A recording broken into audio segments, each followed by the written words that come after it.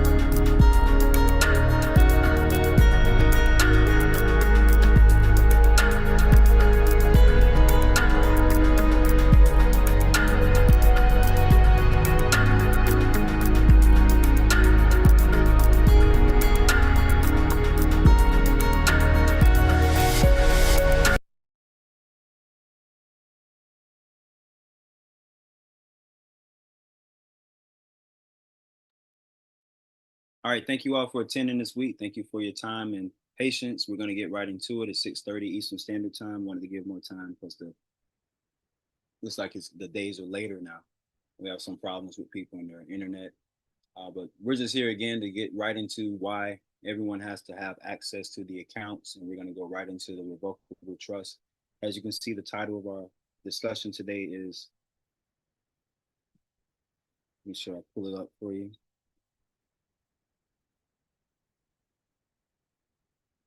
A revocable sole trust access to all treasury funds. So that's our title for today. The revocable trust assesses all treasury funds. We're going to talk about how they use the revocable trust. Also online, we're finding out that the revocable trust is also used online, and there's ways that you are able to communicate with the treasury, which I'll go into a little bit today, and going through our outlines of different things that you will need in order to get this accomplished. We do have some new testimonials we're going to prepare for throughout the weeks or so. We have some people that have been able to join with us into our groups and understanding how to do this. But I'll let them share their testimonials as we do that on a special private call about how, when you get, we say the treasury checks, what are you supposed to do with them? So we have people that have been able to get the treasury checks, but we also have people that have been having some problems with the treasury checks as well, because what you're supposed to do is you're supposed to think like a bank. And I always go into this, but I know it's hard because everyone, they kind of throw this information out the window as soon as you get the cash or the money, but it's okay. I'm just here to show you that once you get access to the funding, you have to do exact every single step that we've been talking about for months or weeks or even years, because it's the same information. The only thing that I've changed is that I'm making it a lot easier to explain. And when people say, well, I don't have the funds, I don't have the money to pay, this is why we do this Sunday call, because if somebody says, I don't have the money or I don't have the funds to pay for services or one-on-ones or multiple questions that you're going to ask, this is why we do these live Q&A sessions. We do this so people can ask questions and can get the answers of what you're trying to do with this information. As you know, people will ghost you with this knowledge because, it seems to be too good to be true. So I do see that some things do seem, if it seems too good to be true, then be careful with trying something that you think is too good to be true. We want you to make sure that you fully understand everything in and out and that it will work for you, because it's not something that you want to sit down and say that you're sitting in front of somebody and you want to be able to explain it. This is the same way that you're here to do. You're here to learn how to explain everything that you're doing. So we always start off just warming ourselves up with our testimonials of the revocable trust and how it has worked out for us up to this point. Some things have not worked out for us because most of us, we're here. And like I say, my goal is to get you all access to the funds, which we say the treasury. The reason I focus on the treasury is because this is where all your money's coming from. Why would I focus on the credit bureaus? They don't give you money. The credit bureau will give you credit. And then when you get the credit bureau to give you this credit, all of a sudden you're all still trying to figure out how you're going to pay the credit bureau back. We're going to say the credit bureau because we're still getting people that still want to get their FICO score, still want to get your credit score high so that you can buy that house, buy that car, buy whatever that is. But it's always going to be in your social or your personal side, which we understand that people say, well, look, this is too hard. I don't understand it. I'm just going to go right back to what I remembered, and I'm going to go into use my social. It's even layered with the LLCs as well. So people have learned these methods. But you got to understand, a lot of these things, if it seems too good to be true, it could be someone that challenges it and they can open a lawsuit, which they call at times civil lawsuits, and then it can turn into criminal at times if they find out that people have been, doing something that doesn't seem right. We're going to say that they actually try to continually come after you to figure out a way to stop you because they don't want you to do something that you can't explain or it can't be explained. So we have to be able to explain all things that we are doing and utilizing everything on the most basic level that we can possibly do.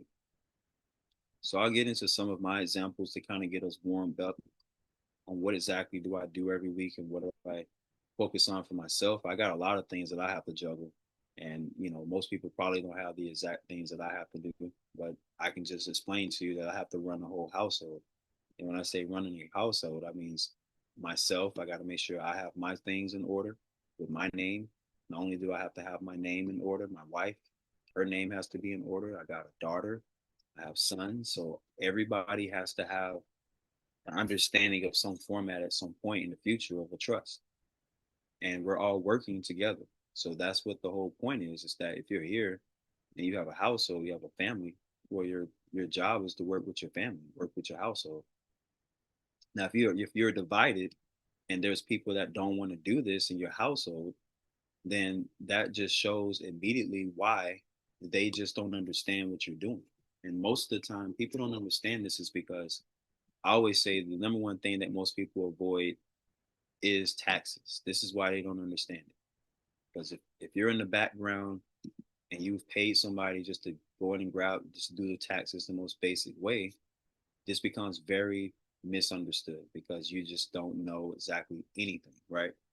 You can even have a master's degree, but if you have a master's or a doctorate or these high level certifications and don't understand how to file your taxes, this is a very important problem that we all have in America to solve. So every week, our job is to solve what makes us feel confident and comfortable about our taxes. And I'm not talking about paying taxes, I'm talking about getting your taxes returned because most of the time, the taxes that you all have out there are just taxes that have not been returned. You just haven't claimed your money, which we like to say you haven't claimed your taxes. So taxes is probably going to be the number one subject that I start off with every week. And I get into taxes all because taxes does help us organize and maintain ourselves with being in compliance, which will say the compliance of the financial system, of the government, of whatever it is that we have to do on the private side and on the public side.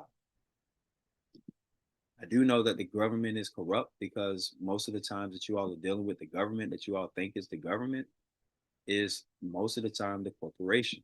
And I know this is the corporation because I've dealt with it for several years and I understand what parts can get you jammed up by simply falling for one thing, which is being found on the personal side or the individual side.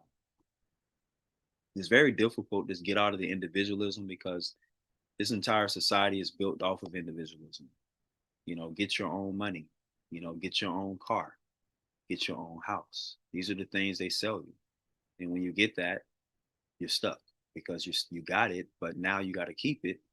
And not only that, you got to come up with this imaginary money that they never told you existed. They just told you to go get it, but they never told you how to get the money. So that is why we should be very careful with just hurrying up to just live that life. It's very, very important that we see this because we got people that come into this country of the United States of America and they didn't know what my United States was about. They just came here because they watched TV. They thought everything was all gravy. You get here, you work hard, and you should be able to be successful, right? But we all know that that's not true. You can work hard and you still won't be successful just because of working hard doesn't actually get you all the way through, which we say this system. So the way you get through the system is through the strategies and techniques that we teach with universitytechnicians.com. If we don't teach, we instruct you how to do this step by step and how to do this play by play.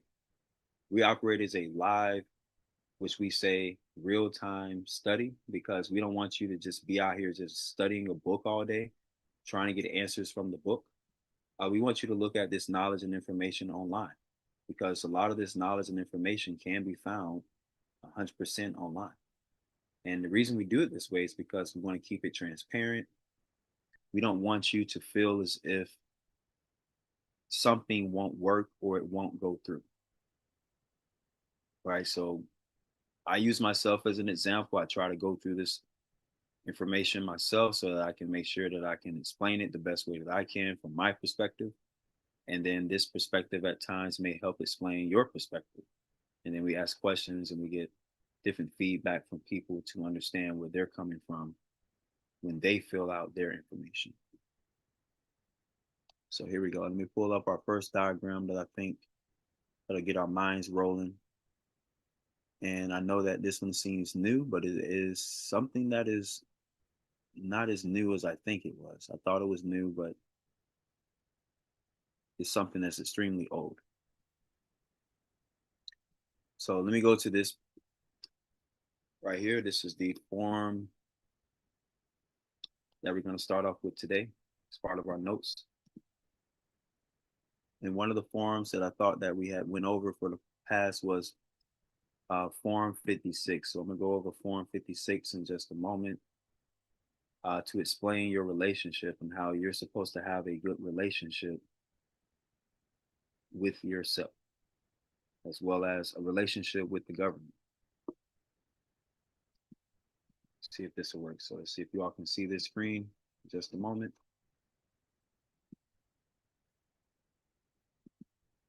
No, that's not the right screen. There we go. This is it right here. So this is Form 56. This is what I have right here as a past archival document that we found that most people have filled out wrong. And like I say, this information is not 100% the right information, neither with the 18th birthday. So we found that the 18th birthday wasn't the right answer for taking the office. We found out the answer was supposed to be the date that's on your EIN. So for those who keep putting your 18th birthday, this is going to cause an error in the system where the system is going to see that you're not actually supposed to put that number or that date. With the name of the person, we went over this information too, but let's just go into some of the details of why this form is important. So Form 56 is something that they've told you to put with your social security number. So why do people use their social security number when they're talking about Form 56? Well, I'm gonna tell you why people use the socials, because most people are able to get the money or the funds to show up on the social, which we understand. All the money, all the cash, all the credit is in your social. We've been saying that from the beginning. We said this from the day one. But it's your job to move all the cash, all the money, all the credits out of your social and into your revocable living trust or your EIN. We're going to say your trust EIN. Now, am I able to explain step by step, word for word of what you're supposed to put on your information? No, I can't, because I'm just able to only know that you're following the instructions according to the printouts that you have. That's why you see the word printout. So when I say the name of the person that's on the printout, I'm telling you, you should be looking at the printout to fill out almost everything that you ever do with the IRS. At any point, you're putting all this care of and foreign addresses and all this extra stuff. This causes problems with your address thing because they want to make sure that it matches the EIN printout. Because somebody can simply just steal your check or steal your information, right?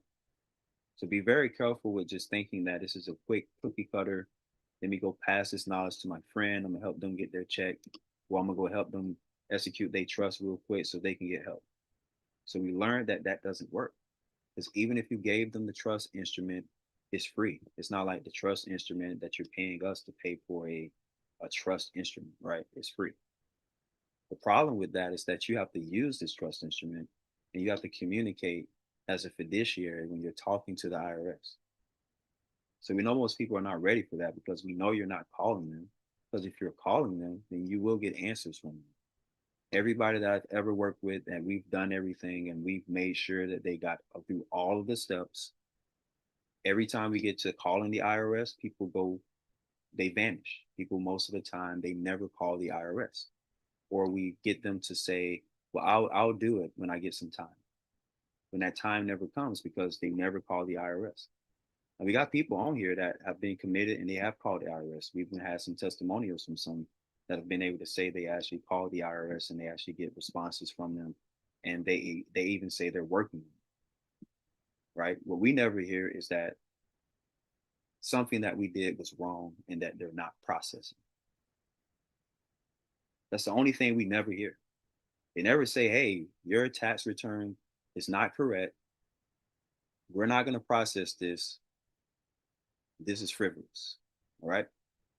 They'll test you. They'll send some frivolous filings to you just to see if you just give up.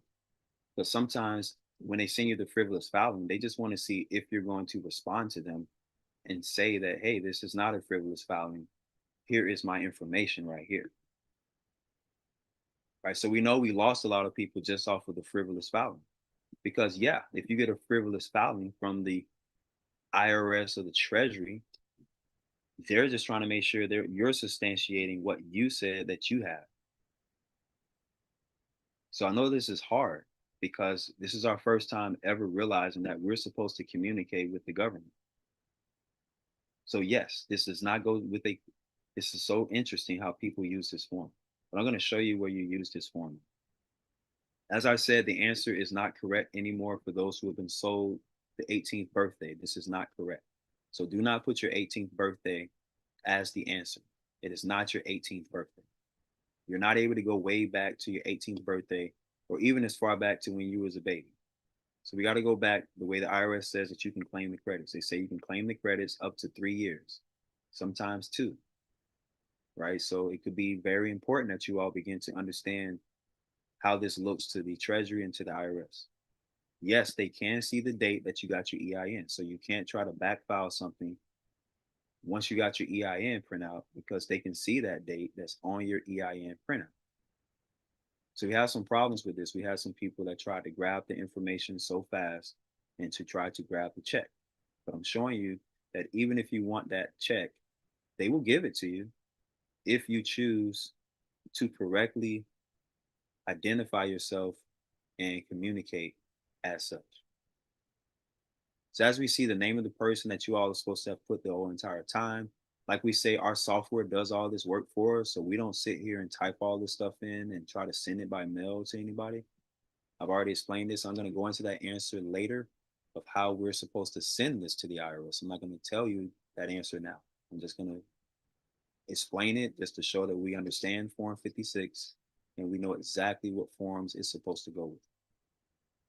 So the name as on the TIN or the EIN printout, that's the name of the person whom you are acting. So that should be the name of the revocable living trust. Right? So that is the fiduciary. All right. Now, if you put your social as the fiduciary, you have already messed up because you know why? Because the United States government plays fiduciary with that as well. So now you're going to be in a challenge. Now you're going to be challenging these U.S. attorneys, state attorneys, and so on. So you got to be better than them. As it says, your righteousness has to exceed them, meaning that you got to be just as good as they are or better if you're going to do it. We're not saying it don't work because they got people that can do all this extra stuff and they know about affidavits and mailing this and mailing that. And it's like a whole bunch of stuff. And they've been working on it for 10, 20, 30 years. That's fine. But can you do that? That's the whole point. If you can't do that, then don't go down that road. It's a lot easier for you to work with your EIN. So much easier. But we're going to say that that is not applicable because you're not supposed to be concerning your fiduciary relationship with your social. The social security number has already been taken over by the government. I already went over that. Social Security Administration. They are the administration over that social security number. This is why it's so hard for you all to get your benefits at the Social Security Administration office because you're not applying yourself to get your benefits. Everybody qualifies. You have always at some point been disabled in your life or unemployed. You see? So these are important that you're actually seeing the perspective that we have through all throughout using the revocable living trust. So you got to have the revocable living trust. We're not saying don't have an irrevocable trust. We're just saying make sure you also have a revocable trust. Now, this is the only one that people don't talk about because for some reason I think there's just been just a blank knowledge of information that nobody just ever focused on revocable trust. So right here, you see the address of the person needs to be the address that you're going to get the check. Okay, stop making it hard for yourself. If you know for sure that you're not going to be able to make it to an address that you know that you can't make it to, then don't put that address on your EIN. Make sure the EIN needs to match the address. And if you change the address, you have to update the address through their forms that they say you must update your address. City and town, same thing as addresses on the printout. Your fiduciary name is your trustee information. This is where you get into the social information right here. But they don't even ask you for the social. They don't even ask you. They just ask you for the trustee information. So that's where you come in. As whenever they ask you who is the fiduciary, you're supposed to say, I am. I am the fiduciary. These are the answers we went over for years. We said the same answers, and they have always worked every time you talk to the Treasury or the IRS. So if you don't believe you're the fiduciary or no, we're going to say no, because at this point, if you just believe, then you're not fully there yet. You're just believing the information, but you don't know. So we need to know for sure who is the fiduciary. And if you don't feel and know this, then you're not going to get access to the check. Next is Section A, authority. How do you get this authority? We got so many answers that people have went into. We're still trying to figure out how you all got this authority this way, but it's okay. We're going to see how you are able to last with this over time. Now, most of the time, court appointment authority does come because of the way they do the estates, which they call what they call that probate. Probate. So this is all probate. When you see A, B, C, this is all probate. When you get into D, E, F, now you're dealing with what is it? 1C, 1C, 1B. No. That is D. That's what. So you got E, F, G. When you get into E, F, G, now you're dealing with the trust. Now you're dealing with the trust instruments. You're dealing with all that information right? So your valid trust instrument and amendments is what we ask you all to choose if you're going to go through the route that we gave you, which is the revocable trust. We already told you it's a trust instrument. Didn't we not say this many times, right? It is a trust instrument. By being a valid trust instrument, this allows me to access the authority of the trust. So simple, right? But if you can't explain this to yourself, or you can't explain it to the Treasury or to other people around you, it seems so convoluted, right? I got this guy, I know this person who did this for me. We don't want you all to think like that, because if you have to know somebody else that helps you do this, this is very unfortunate, because the IRS is not going to stay on the phone with you because they're like, hey, we don't know who this is you're talking to. Matter of fact, you're not able to talk to somebody while you're on the phone. Have a good day. Click. Okay? I'm giving you all the truth. This is no way around this part, because you can have every instrument on the planet. But when it comes down to talking, you got to make sure you know how to talk. So 2A is where we got the answers. I said I messed up and I put the 18th birthday. So I had to change that. So I had to update. So if you all are here and you see this 18th birthday, this is an incorrect answer. So we're going to X that out for today. If you hear me saying this, make sure you don't put your 18th birthday. Some people just may be looking at it and they may do it anyway. But you'll be able to go back and realize that it should be the date that's on the trust EIN document. So whatever date that's on that document is the date that the assets and all the transfer, as you see what it says transfer of assets. It's right there. The day that you're taking the office, appointed, assignment, or transfer of assets, right here. So that is your part, your box 2A. Section B right here, we got into number 3. We went into how it depends on what you're doing. It could be the estate, it can be the trust. You don't know what you're doing. So you got to make it simple for yourself. We actually wrote simple trust on this one. It's not the same answer every time, so you don't have to always, you can just write revocable trust here. Some people may write revocable trust. But the key point is even the revocable trust is a simple trust. So we want to make sure that we understand we're doing the simple trust. We're not doing the complex trust.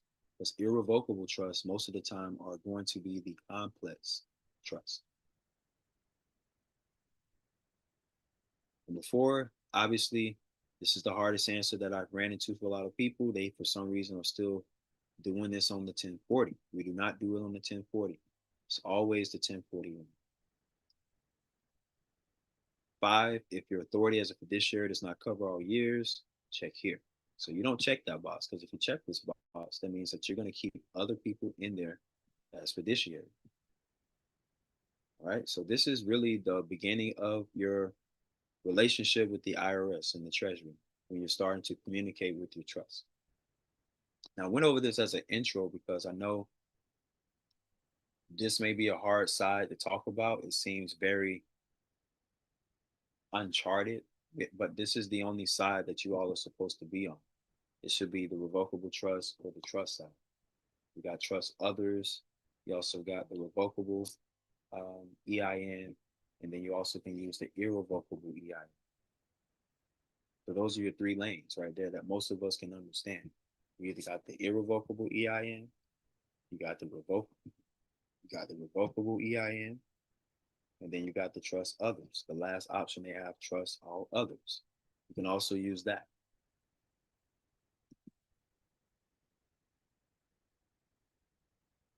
So let's go to some of the answers on the irs.gov as we went into today. Wanted to make sure that we all had the part that we understand how to communicate. So last week we talked about communicating on the IRS side with the social. Now this week I'm going to tell you how to communicate with the trust.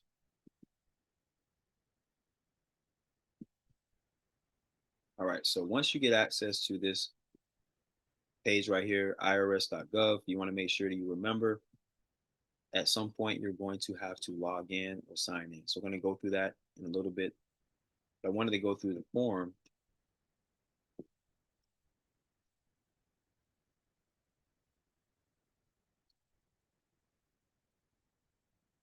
Yeah.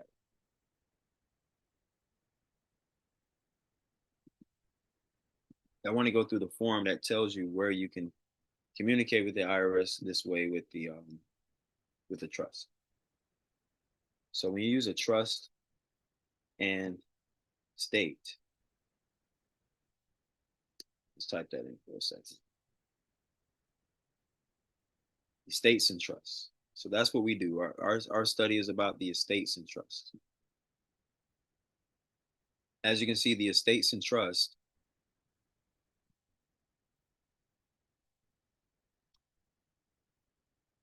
they use information specifically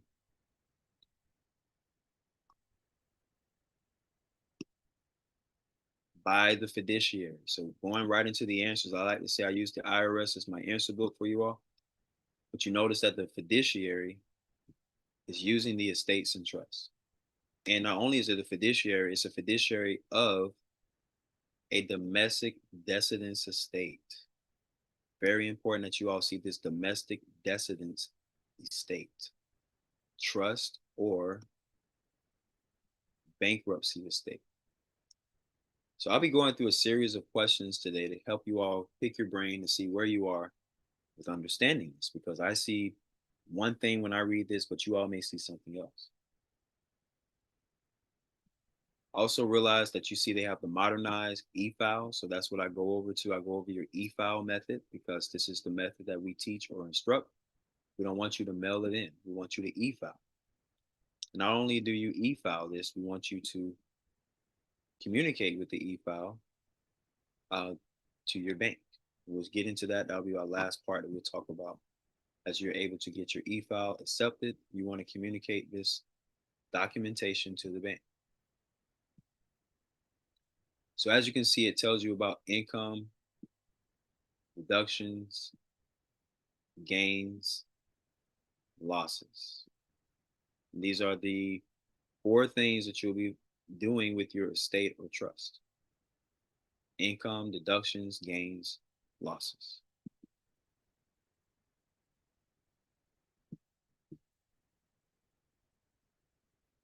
Now, this is a very convoluted side because most people I asked this simple question, and you can ask this question to yourself. We don't care how long you've been doing or you knew about trust, how long you've been communicating with the IRS. The main question today is, do you have or have you ever filed Form 1041? And we're going to get into this main answer today because this is the problem that we're all running into a problem with, right? And I mean, I'm specifically saying the Form 1041 for your estate and your trust that you created.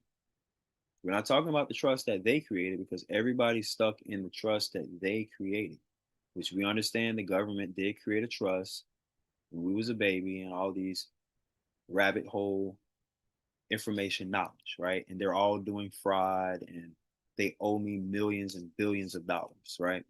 We understand this. So if everybody here is owed millions and billions of dollars, then I'm quite sure you wouldn't be able to keep it in the same place. I'm quite sure you can't keep that money, those credits, or that cash flow in the same place. So the whole point of the 1041 is for you to update yourself with all of the things that you have going on.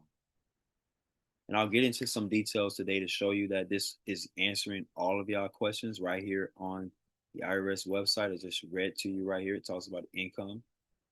It talks about all of the income.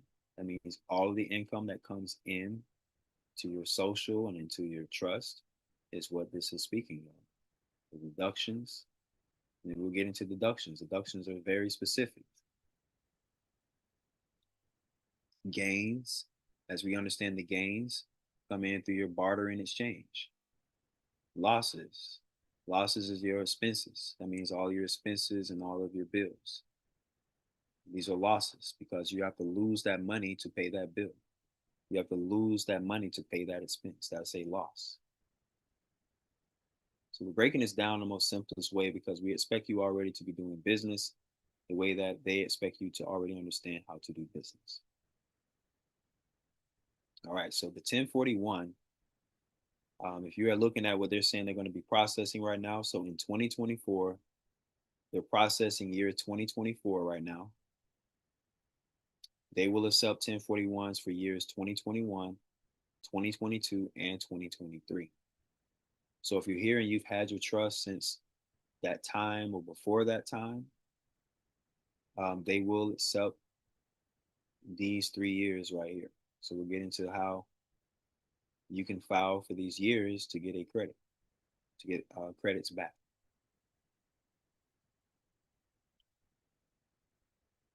In addition to prior tax years, MEF offers the ability to file amended 1041 returns. So that means if you need to amend your return, you can amend it.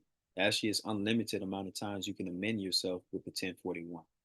It's very interesting, but you only can amend yourself a few times with the 1040. We'll get into that. Attach any supporting documents as a PDF. Note, documents can no longer be mailed to the IRS if 1041 is filed electronically. Right. So you got to make sure you see this from this perspective that they're trying to help you and help all of us with understanding how to get the e-file method to go through for the estates and trusts. As you can see right here, it says e-file for estates and trusts. Now, e-file providers, some people will say, well, where did you get all this information from? Well, I went into that before. I showed you where the electronic filing comes in. You got all types of different people that will do this e-file for you. So I'm just scrolling through a lot of this right here just to show you where all this information is coming from. As you begin to understand how to access the revocable trust and using the revocable trust, they give you the modernized e-file. So I think I was able to click on 1041 and we'll look and see what they have for 2024. So As you can see, for tax year 2024, if I decided to modernize, e-file my documents through the IRS, through the Treasury, so I get instant access to the knowledge of what's going to happen, they give you all the answers here who you can use. So one of the answers they have here for you all to use is Advanced Tax Solutions LLC. They work pretty well with your 1041s. We got Instead, we got Taxware Systems Incorporated. You have taxact.com. Aha. So this is where you will see I have been explaining and telling you all to use TaxAct to do the 1041. Now we use TaxAct because why do we use TaxAct? Because TaxAct goes right into estates and trusts, and it helps you electronically file this knowledge and information into the IRS system. So you all see how I got to that. I just want to make sure you see how you get to the knowledge, how you get to where the answers are. See, I used the IRS website to get to TaxAct. I didn't just go around searching gurus. I didn't go around studying a whole bunch of people. I was here on the IRS website studying the people who are recognized in their system as knowing professionally the 1041. So I wouldn't go outside of these guys or these people here that the Treasury or the IRS has listed for me to use. But for illustration purposes, we always tell people with universitytechnicians.com, if you're going to do these courses, be sure to know you got to master this software. We always say this. But if you're not on TaxAct every week with your 1041 and your trust, or you're not actually trying to do this, then you may not ever get the check. So as you can see, we went right to the e-filing, and you'll be able to sign in and do all those different things, right? But I just wanted to show you how I got the TaxAct first, because this is where it all starts, especially if you're going to be doing the 1041. We don't tell people to use the 1040 TaxAct for the 1040. So I just want to be specific today to show you that we're talking 100% the entire time about Form 1041. And this is only for tax year 2024. And you can go to all these tax years. They still show you the same provider. So TaxAct does provide modernized e-file for all of the years that the IRS accepts right now. So you can do 2021, 2022, 2023, and 2024 right now. So I just went to that to show you how I got to that answer, to see where I got the modernized file. I went backwards. As you can see, I went to this point right here. And it says approved IRS modernized e-file business providers. Okay, so estates and trusts. Now, very important that you all are seeing how to find this information and knowledge, because the point of doing this online is for you to get instant same day results. Okay. Now, if you're not getting instant same day results with your e-file, there's something you're doing wrong, because they will tell you that it's either accepted or it is rejected. I've never in the time used this software and it didn't tell me the answer, or it didn't tell me what I did wrong.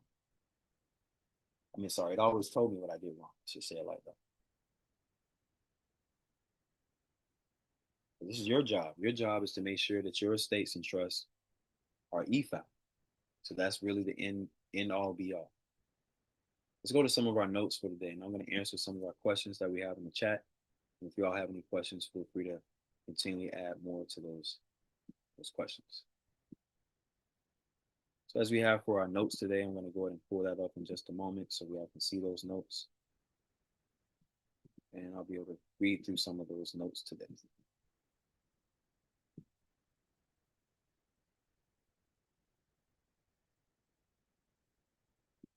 All right, so as you see in the beginning, upon getting a treasury check or direct deposits, all funds are to always go in a social security number, SSN, sole proprietor business bank account. Very important that you all, if you're taking our courses, that you keep doing that. And if you haven't taken any of our courses, then be sure to get in on those courses as soon as possible, because we're able to help you walk through all of the steps. I've tried doing it where I give you a little bit here, I give you a little bit there. It doesn't work. We have people that's been sitting around for 2 years and they still haven't opened up their sole proprietor bank account. So no, we're not able to just give you a little thing right here and you just do this one step and then you wait 3 months and then you go to the next step. No, it doesn't work. So we're not going to fool people thinking that you're going to get your treasury check. You're not going to be able to access that treasury check if you do not have these things correctly set up. I'm going to go through this so slow so that we can ensure you're going to see the mistakes that people have made. We're going to be bringing in people who have made mistakes, who have got treasury checks, but they can't access those funds. All right. So all funds are to always go in a social security number, sole proprietor business bank account, because you should be doing business. I don't care if it's your paycheck that you got from your job. Make sure direct deposits into your sole proprietor business bank account. Very important. This will ensure and endure all connections in your bank account are never interrupted.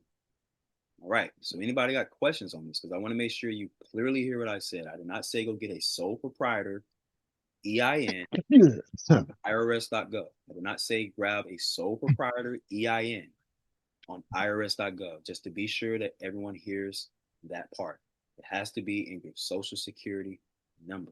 You need a sole proprietor business bank account. It must be in your social security number. Okay, we got somebody on the mic. Go ahead, PC. I see you on the mic. All right, so we don't have anything at the moment. Okay. I had a question. How long does usually? Oh, I'm going. B. See your name. Go ahead, B. I heard you. yeah. After filing, two questions. After filing 1041, how long does it usually get to receive those refund credits? That's a great question. We're going to go and show you on the screen what the IRS tells you. They're going to tell you exactly how long it takes. And it does come within that time if all checks are checked off. I don't want to say it because somebody will say, hey, you said, I'm going to show you, and then I'm going to say it. That way it's a lot easier for me to show the answer, and then I'll be able to speak it and say it at the same time that you see the answer. But I want to make sure everyone understands this before you get your check. This will ensure and endure all connections in your bank account are never interrupted, right? Because if you get a whole bunch of money or so, a bunch of cash, your bank is not supposed to stop you. If you're doing business, but if you're not doing business and it's in, you're on this personal side, the bank will always stop you. They're going to be like, hey, we're fiduciary. That's why I went over that fiduciary earlier for you all to show you and prove to you why the fiduciary is so important for you to understand. Next, you're going to learn how to kick out all money changers. That's right. All these people are money changers. They are all in your accounts, all of your accounts. They're money changers. You got to learn how to kick out all of the money changers who touch or get your funds before you do. So these are your money changers. Anybody that you can think of who touches or gets your money before you touch it, you touch it. You all are not kicking out the money changers. You're thinking the document does it. The document doesn't do anything. It's just like having a uniform on. You got to put the uniform on, and then you have to do something with your uniform. Makes sense, right? Another thing, you may have, boxing gloves. You can put boxing gloves on, but if you're not boxing, then it doesn't do anything. It's just a boxing glove. So we want to make sure you all fully grasp that it's not just a document. You're not able to just fill out documents with people and give it to them, and then boom, they're just instantly able to get $1 million. It's not that simple. Because if you guys get the $1 million for that friend or that cousin or that auntie or your wife, and then they block her account, then you're the first person that's going to be blamed because you told them to do it. But you didn't set it up right. You just got them all the information, but you didn't set it up right so they can get the money. Because the money changer is going to get the money. That's what I'm trying to explain to you. Whoever, I'm just breaking it down to you. This is how this works. So you guys got to kick out all those people that are in the accounts to ensure that you are the fiduciary. Someone would say, what does this look like? How do you do this? All right. This is why I went over how you are not supposed to primarily use the bank purse. Y'all remember that? I say, do not use the bank purse. Don't be all up on the bank.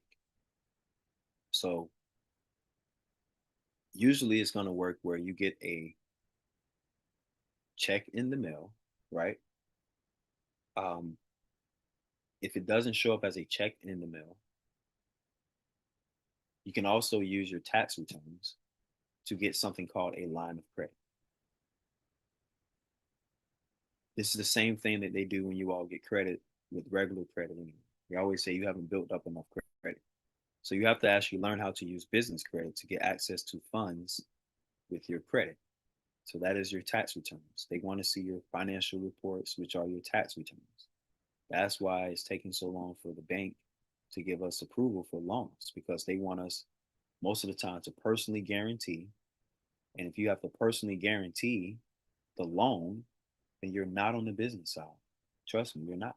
It's the personal side that was commingled with the business, because they're using your social to run the social so they can apply for the business. It's not business credit. Trust me. So we get into that you all cannot go back into the social mindset of the personal side, because if you do this, this will allow them, the money changers, to take over the accounts and take over your money again. Now I'll get into some more of those forms that'll help you all with the money changers. So let's get into that. Some of these things we may have never heard before, but I'm going to go into it today as best as I possibly can. One of the forms that you're going to hear about today is called the original issue discount. It is called original issue discount. That's what they call the OID. The second form is the interest form. Interest, INT. The third form today is going to be the 1099B, which they call the barter in exchange. That's the B. What you're doing with those forms, there's a withholding of 24%, and that can either be for a contract, an agreement, a bill, or an expense. So whatever it is, most of the time, these three forms are involved. Right? And the IRS is explaining this to you all right from the irs.gov, but you all have to be able to understand and decipher what they're telling you to do with those forms. Now, I went over that to show you the income, the deductions, the gains, and the losses is what they're expecting you to do. And what I tell people to do most of the time, if you have all the bills in your social right now, let's say it's still in your name, then you have to add up all those bills, those debts, and those expenses, and they become your fiduciary fee. So that becomes your deduction. So you have to make all those bills, debts, and expenses your fiduciary fees. Another way to give you all these answers to help you with publication 4681. So let me go to that for you for those who are new to this. If you're not new to this form, that's fine. I still want you to make sure you know your numbers. This is where your numbers are coming from. I'm not making up numbers. That's another thing. Do not make up numbers on these forms, you all. Make sure these numbers match. So I'm on publication 4681. As you can see, that's your canceled debts, foreclosures, repossessions, and abandonments. So you're not making up numbers. You're supposed to put exactly what you have as the debt. Publication 4681 is going to be found right here. As you click on that, that will get you through this right here. Okay, now as you can see, it says 2024. So all the answers are right here before us. We just have to take the time as a community. I like to say as a community, but I know people don't do it. We do not get together with our people. We don't work together. Nobody works together. So that's why I have to do it this way. I'm showing you on the screen. IRS is expecting you all to do this. And if you don't know how to do it, then you have to learn. You have to read. This goes for everything. Doesn't matter what debt you have in America. You're supposed to know how to use this publication 4681 and you're supposed to clear the debt. And they will wait for you until you do it. And I'm going through this very slowly to show you where your numbers are coming from. Because if you say, I don't know where I'm getting my fiduciary fees, then you should already know. You should have added up all your debts, all your bills, and all your expenses so that you can place that number on your trust, which I say is your 1041. So y'all are still new to this numbers thing. I'm showing you these are all your numbers. Another big form that people are having problems with is 1099-C. And I just showed you all last week. 1099-C is your communication, but you're not communicating as fiduciary for some reason. You're communicating as like the debtor. Why are you all communicating as the debtor? You're not the debtor. You're the creditor now. Why are you communicating like you're the debtor? The United States is the debtor. You're not the debtor.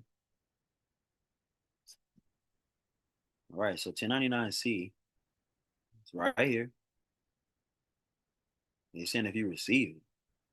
So it could be a government agency, it could be anybody receiving it. It's just you just thought it was you. You're the only one that always receives the 1099-C.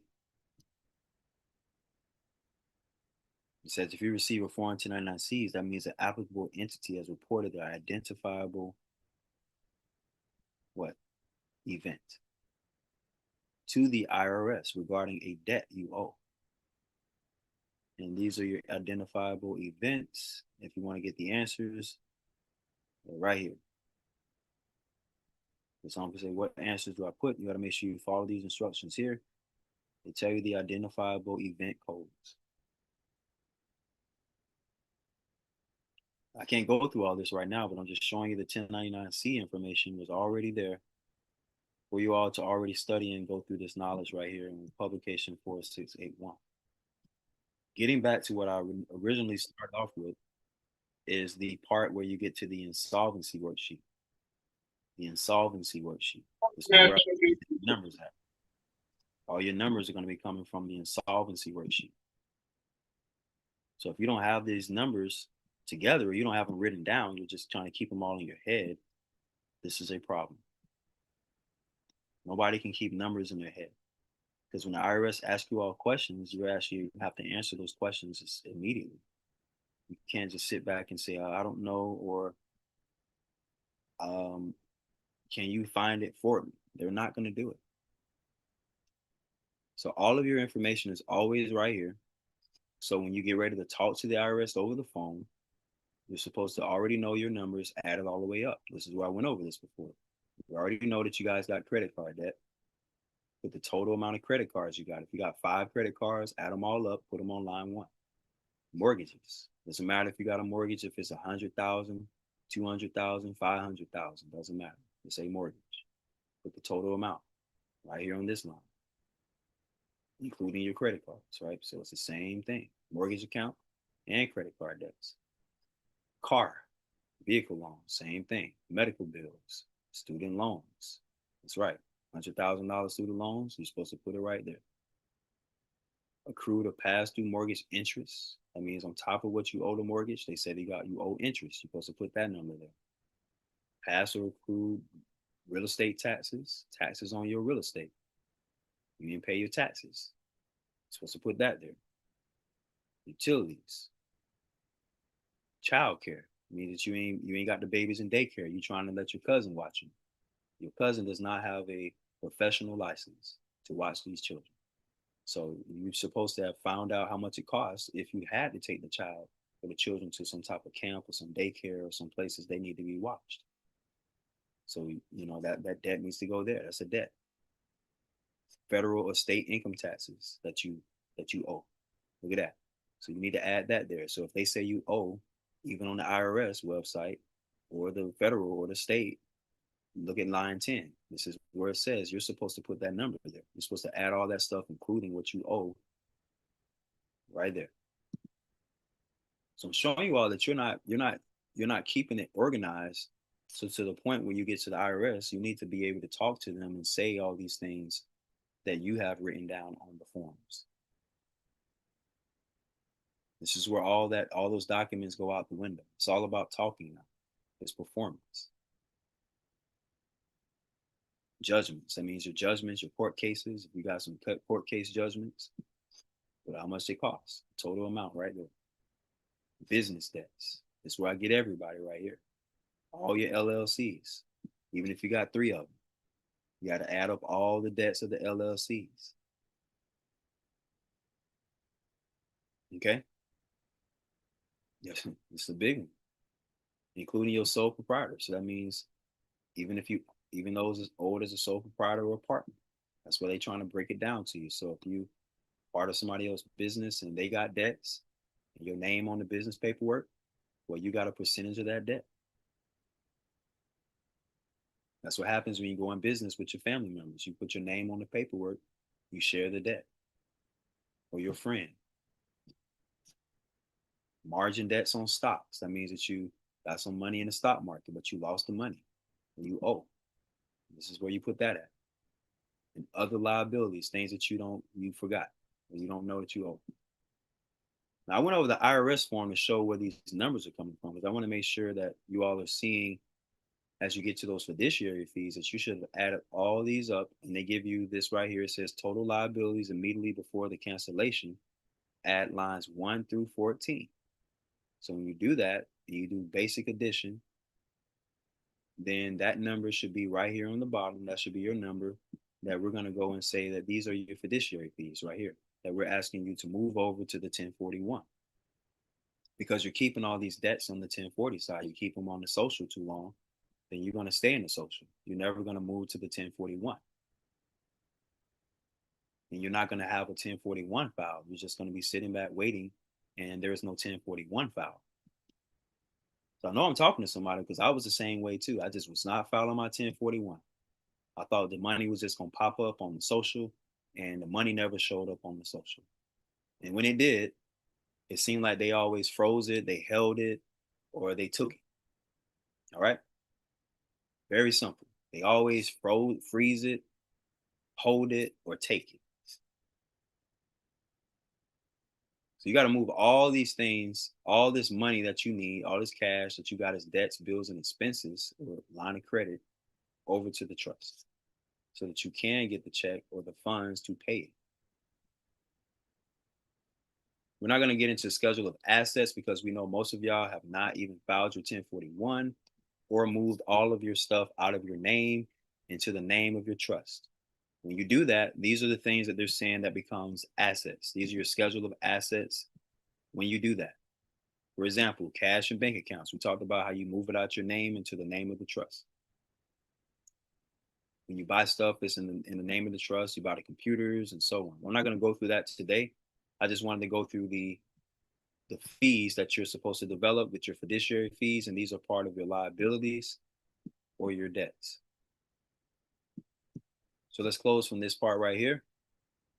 Let's go back to the fiduciary fees, and I'm going to answer that question of how long does it take once you put these numbers on the 1041 and they're correctly filed.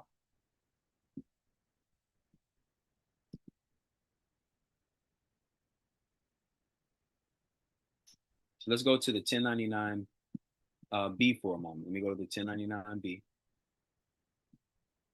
Now, the 1099B is utilized for the cash or the money that I'm actually going to put out. So whatever I have going out is supposed to come back in. That's the way I see the B. So the concept of the B is you get the bill, right? You file the 1099B for the bill. And then you continue to make payments on that bill until it's paid off. That's the philosophy of the B. What I mean by payments, you're using Federal Reserve notes, you're using your debit card, your credit card, because you know that you put in the B. That way that you've known that you filed the B and everything is going to be captured under this B. Once you've done that for the whole year, right? Let's say this was 2024. I'm able to claim those credits back because I have done the 1099B for that year, right? So if I'm the payer, that means, for instance, let's say that my name is the social name.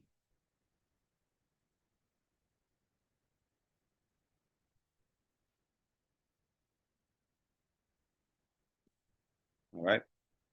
That's the payer. Who's the recipient? Well, your biller. All right. So if your biller is the recipient, then you're supposed to fill that out when the bill comes.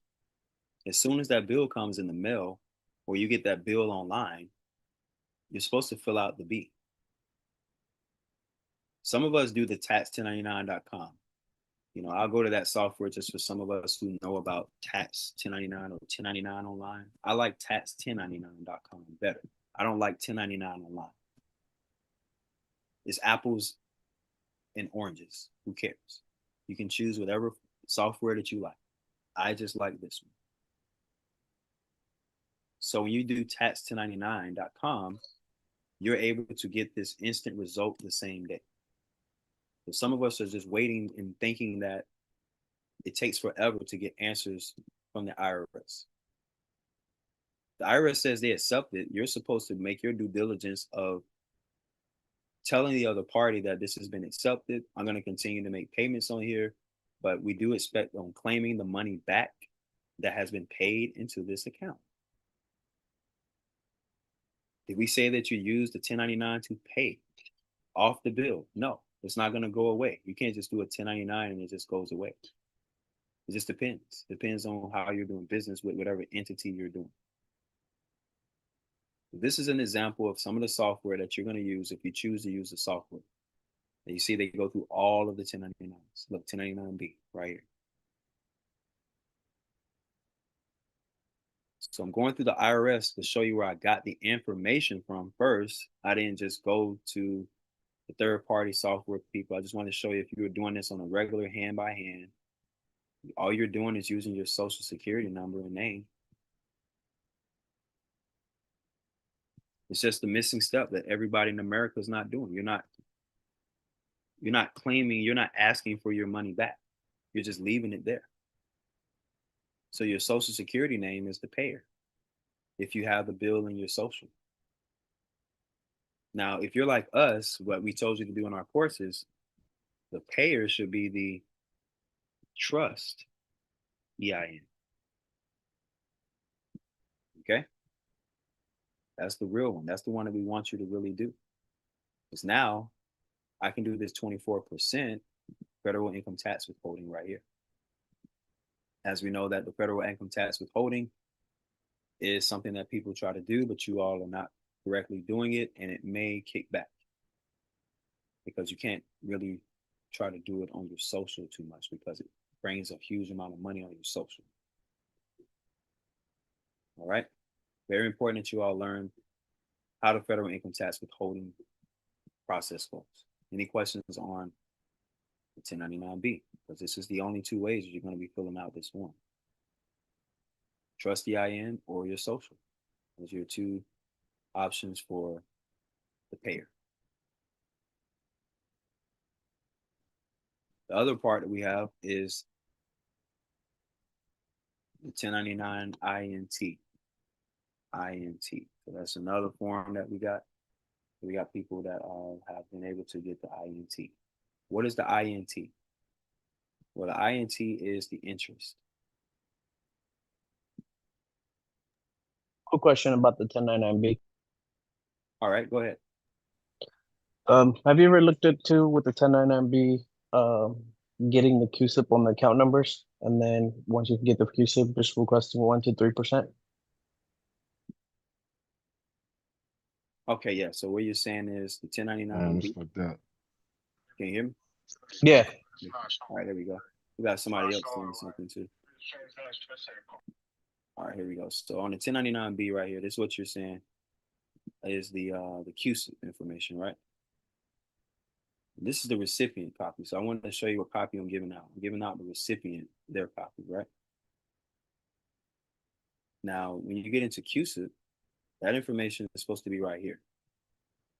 It says QSIP. Yeah, what I was saying was, if you do a QSIP search with the credit cards or all the loans, right, you will get an amount.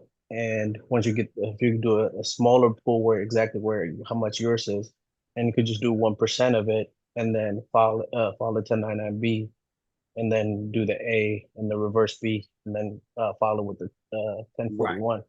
I hear what you're saying. And like I say, the CUSIP information is shown right here on this form, right? So what I Yeah. found is that the IRS has this information already. So we don't fill this out. We let the software do it because the software will find an account number for you and they will actually generate where the CUSIP is located through the IRS. We just never ask them. So that's why I say when people call the IRS, ask questions. You may have to request that information to be sent to you. Because the biller, remember the biller's information is going right here. That's even if you don't have the CUSIP. Let's say you don't have it. Does that add up? I mean, because like say you may not know the information. You may have to figure out what numbers to put. So we tell people to put the amount that's on the bill. So the amount on the bill. It's just for you. For us right now, we're just dealing with the amount on the bill. If you do the CUSIP is not even going to say the biller's name on there anymore. It's going to say some type of fund, which I understand the CUSIP information as well. I just don't think that you can totally get all those funds. We're going to go over how all those funds are not going to be accessible for you to just place in a regular bank account. Just get into more of that, but right here on the proceeds, make sure you put the amount on the bill because that's all the proceeds, all the money that's going out to the bill is what you're putting here in 1D.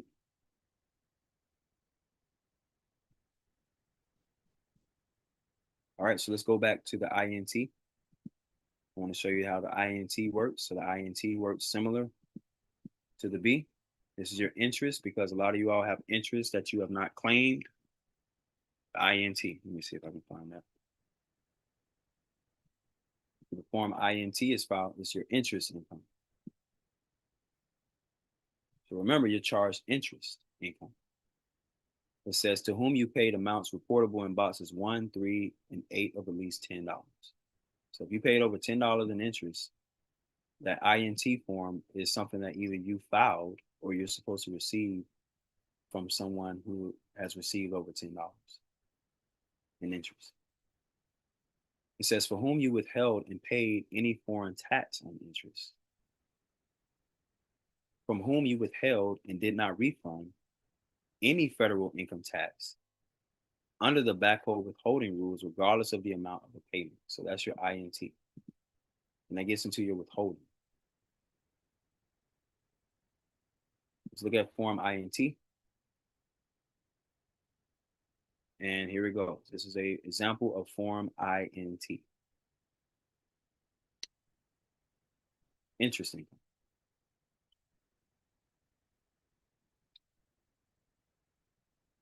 As you know, you're the payer because you're paying interest, right? Who's the recipient? Maybe it's your bank.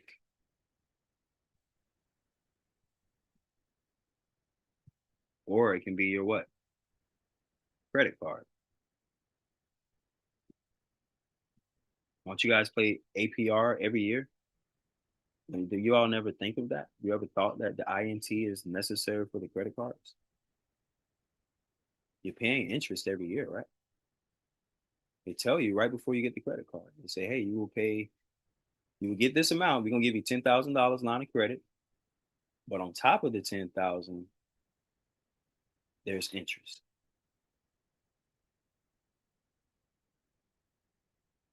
So the IRS told you this is income, even on top of that you all paid.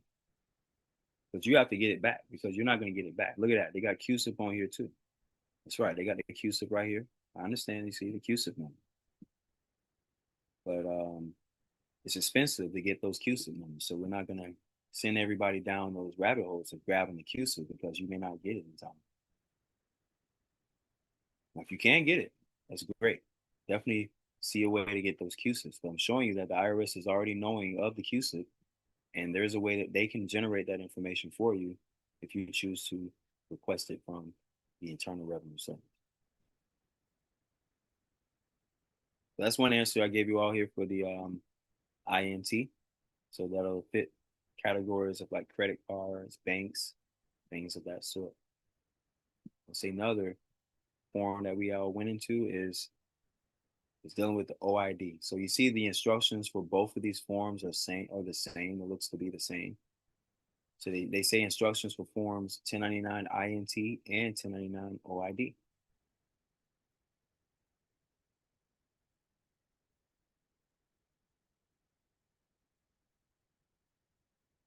As you can see, they give you the instructions for both.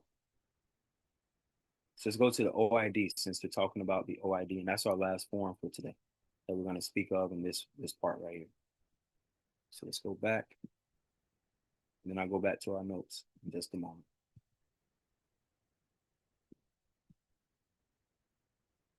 So we got your 1099 OID. They call it the original issue discount.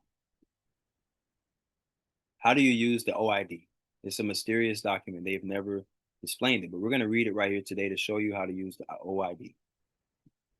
If the original issue discount, including gross income, is at least $10 for any person whom you withheld and paid any foreign tax on OID, from whom you withheld and did not refund any federal income tax under the tobacco withholding rules, even if the amount of the OID is less than $10.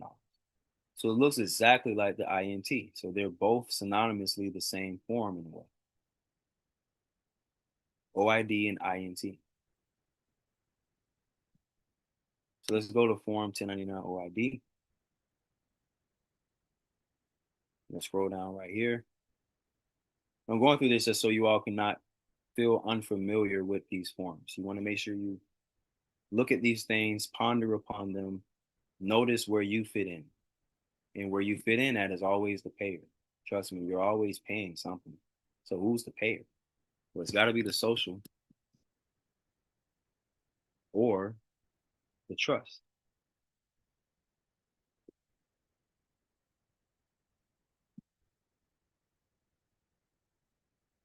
All right, who's the recipient? Wherever you have an agreement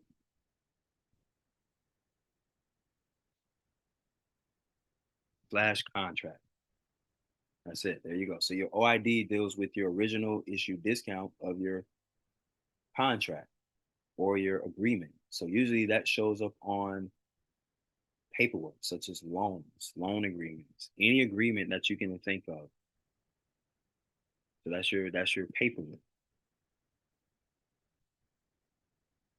And they tell you how much you owe.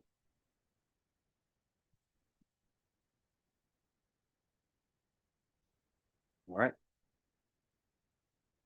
We already know. When you get the document, they tell you this is how much you're going to pay.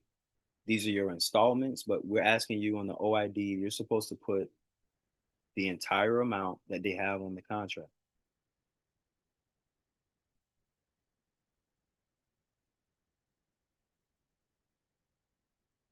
As you can see, there is no QSIP on this one right here. So there's no QSIP that you can find for the OID because they can't grab a QSIP if it's the original contract. See, what they do with QSIPs, they sell your contract, they sell your agreements, you all. That's how they're able to put QSIPs on them. But if you have the original agreement and the original forms, this is where they're beginning to not have full access to that, right? So I wanted to go through this slowly to show you where this is information you want to look over at one point. They do have the federal income tax withholding right here. So that means if your contract was, let's say, $100,000, let's say 100, let's just use this number, $100,000. Let's give you all an example. And you do 24% of 100,000. Where my math people at? How much is that? 24% of $100,000. 24K? That's right, $24,000. That's right. So that will be a $24,000 check that's supposed to generate through the IRS for you because that's what it means, federal income tax withheld.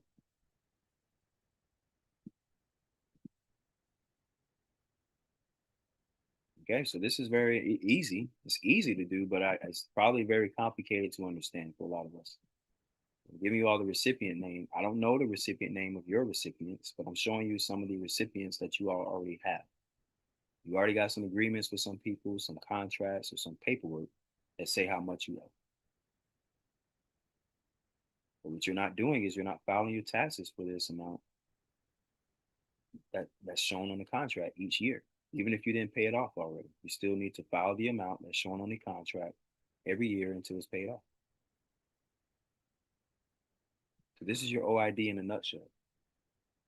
Some of our information on the OID has been too convoluted. That's why we want you all to read the instructions so that you can fully understand what the OID means. Any questions or thoughts on the OID? Let me go to this right here to show you where box 4 shows you why you do this right here. It says shows backup withholding. Generally, a payer must backup withhold if you did not furnish your TIN or you do not furnish the correct TIN to the payer. See Form W-9 for information on backup withholding. This include this amount on your income tax return as tax withheld. See? Included on your tax return as tax withheld. So if you read through the instructions, it goes through information as clear as possible, but we have to understand what we're doing. So let me sideway for a little bit into our notes. As we get back into the notes again, that was kind of very boring information, which I understand the IRS have very boring forms, but these very boring forms will get you some funds. These very boring forms will get you some funds. As you can see, the review of the 1099s, we were able to go through the original issue. Oh, you said right. Sound like you said right. 1099 INT, and we have the 1099 barter and exchange. So that's the 1099B. What you're doing is you're withholding 24% of that. If you are doing the correct way of doing that, this will be 24%. You wouldn't be able to withhold the entire amount like some people have taught. They teach you to put the total amount as the federal income tax withhold. That is not correct. According to the instructions, it says up to 24%. This is for contracts, agreements, bills, or expenses. You need to make sure you understand how to deal with each and every one. We say the bills and expenses go with the B. They match better with the B. And the contracts and agreements match better with your INT and your OIDs.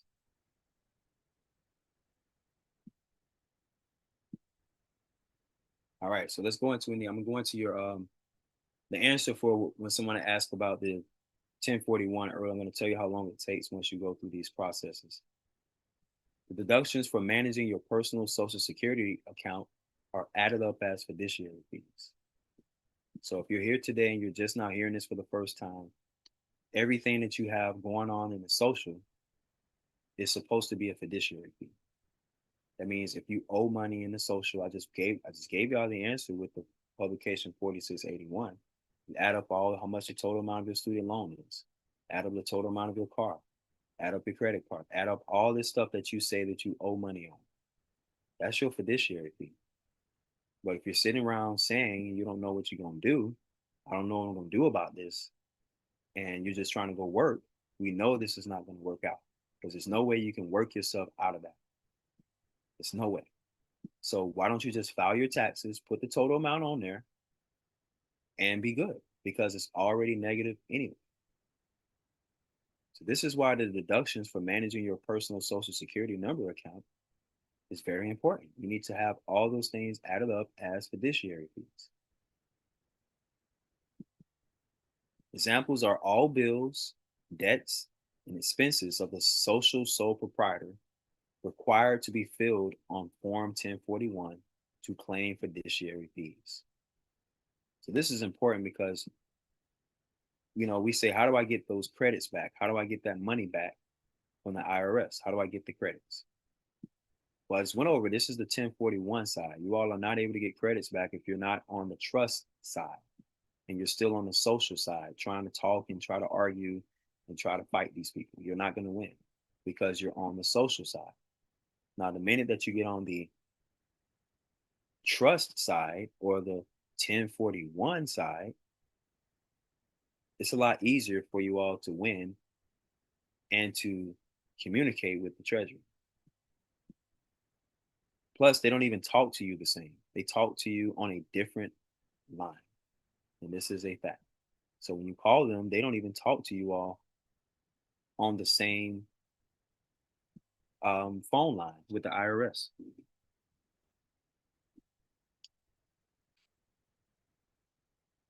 So that's first things first. That automatically distinguishes you because you're still not communicating the same way that you used to talk. All right. So if you're all communicating the same way, you're not going to get the correct answers for your communication. Now, I know most people just want to say, well, I'm going through this problem and I got this going on. And what do I do about this? Well, the first things first is, are you actually trying to file your 1041? Or are you just sitting back waiting and seeing what's going to happen next? Or are you thinking that, hey, let me think about putting all those numbers that I said that they said that I owe, and let me think about how I can get this as a fiduciary fee. This is it. But if you're just thinking that it's just going to go away and you're going to use all these laws and you're going to fight them in court and you're going to send affidavits and you're going to send this stuff over to them, you all are still operating on the social side if you're thinking this way. That is not the trust side. We want to be clear, because if you're still thinking this way, you're not operating correctly. And you're operating on the way that is keeping you in the way that is keeping you in the debts. All right. So I just want to make sure it's clear on and go right into the 1041. I'm going to show you where the fiduciary fees are supposed to go in just a moment. I'm going to pull up an example of a 1041 of how it looked to us in the past. Okay, go ahead. We got a comment. Go ahead and say your comment. We got somebody mic open up and do TL. Go ahead.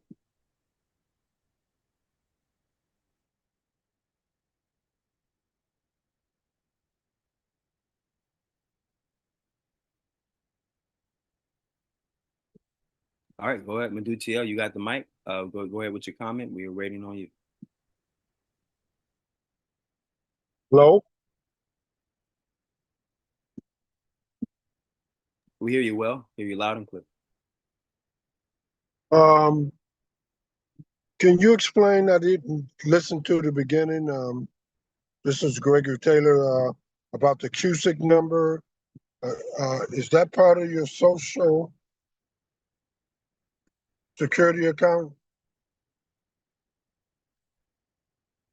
No, we don't get into CUSIP information because the IRS has all that information when you call them. Oh, that's Because when people try to go and grab the printout and try to go pay people to get your CUSIP, it's almost like you're running around in a circle to get a printout that you still aren't able to fully file, right? Because even if you get the CUSIP, you still have to learn how to file that to get some type of refund, right? And right.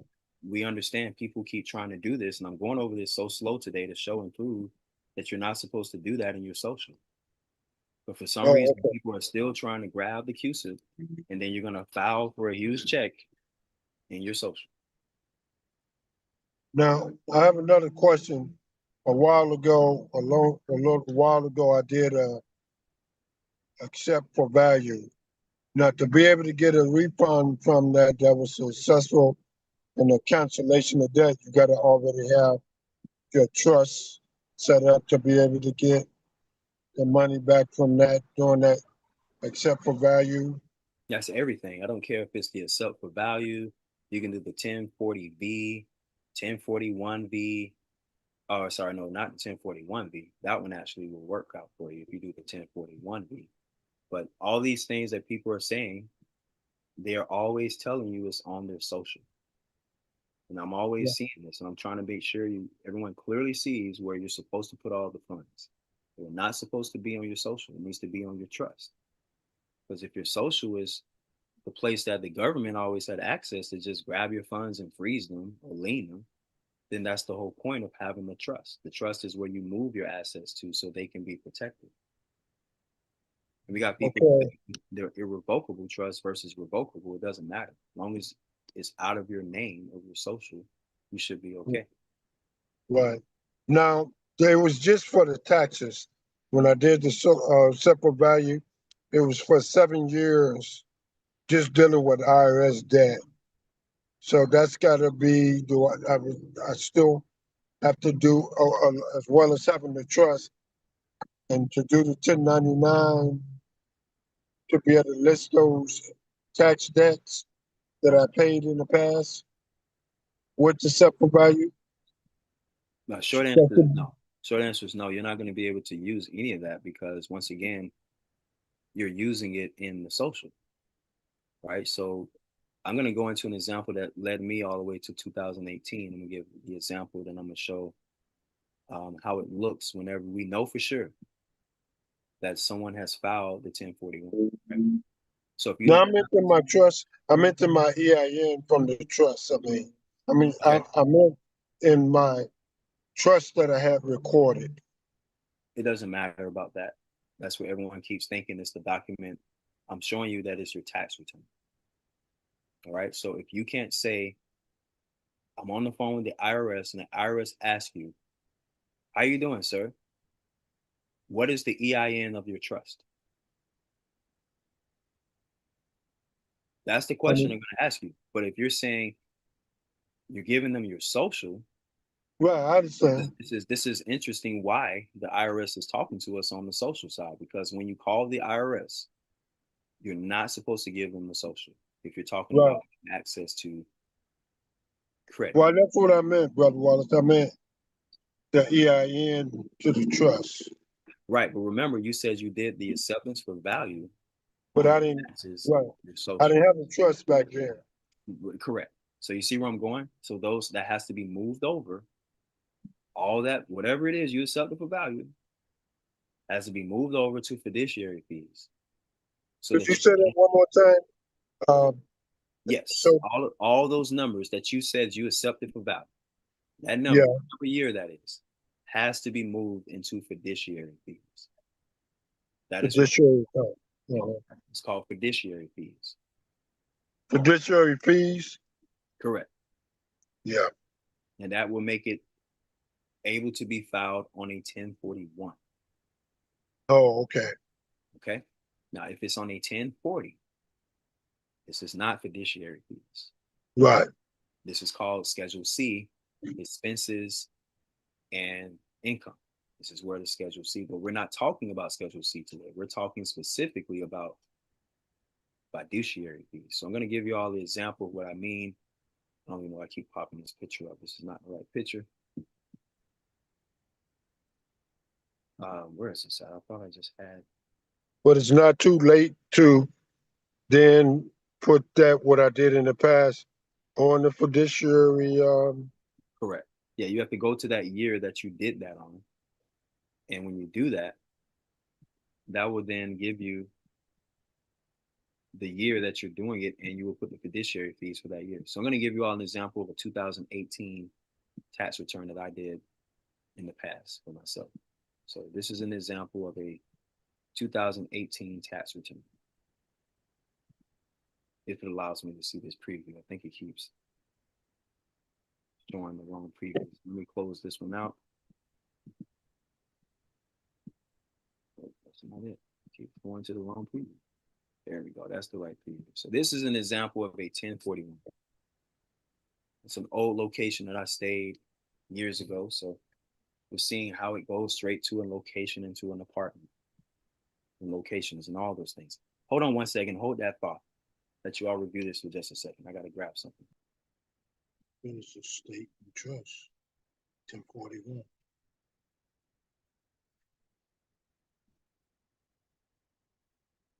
Mm-hmm.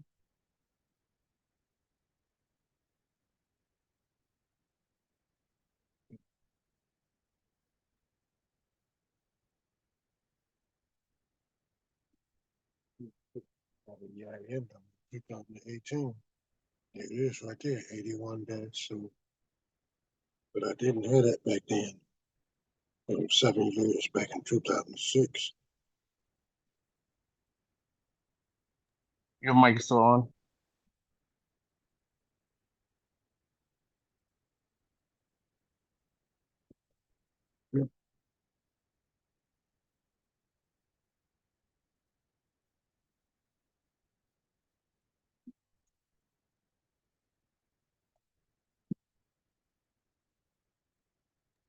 All right. So here we go. This is an example of a correctly filed tax return that received a refund. All right. So this was actually filed back in 2018. As you all can see how far back this 1041 will go. The reason why I used the 1041 from that time forward is because it was a lot easier for me to deal with my numbers that I had on my social. So as you can see, I went over fiduciary fees just to kind of give a clear example of what I meant of the fiduciary fees. So this right here would be an example of a fiduciary fee on line 12. So line 12 are your fiduciary fees. This is what I'm saying. So this would be that year that I had $25,300 worth of bills, expenses or debts, whatever that was, right? That was in my social. So my fiduciary fees should match whatever I owe in my social if I'm going to use my revocable living trust. I'm being very specific about the revocable living trust because I want that to be coinciding with your social. Irrevocable can't work the same way the revocable works. Revocable is you're able to do all three of the positions, which has the trustee and the beneficiary. So as you can see, I'm the trustee. When they say who is the fiduciary, and they ask me over the phone, I'm answering their question correctly because I am the fiduciary right here. Yeah, on the contract. Right? So I am the fiduciary. And then from there, by me being the fiduciary, this instantly placed me in the fiduciary relationship that I showed you all earlier that I can further prove as I turn in Form 56. As you can see, the employer identification number is what they're going to ask. They're not going to ask me for the social. So for those who will call the IRS and you're still giving them the social, you're technically not on the correct side. They're the fiduciary if you're calling them on the social side. Doesn't matter how much money it is.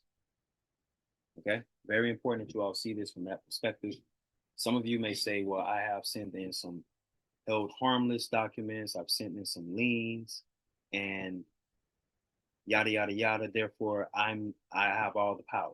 But I'm showing you that still you're dealing with the IRS on a personal side in some format, whatever way you want to see it. So we don't want you to personally deal with the IRS. We want you to look at the IRS as a format of you doing business. It's very important that you see yourself doing business with the IRS rather than seeing yourself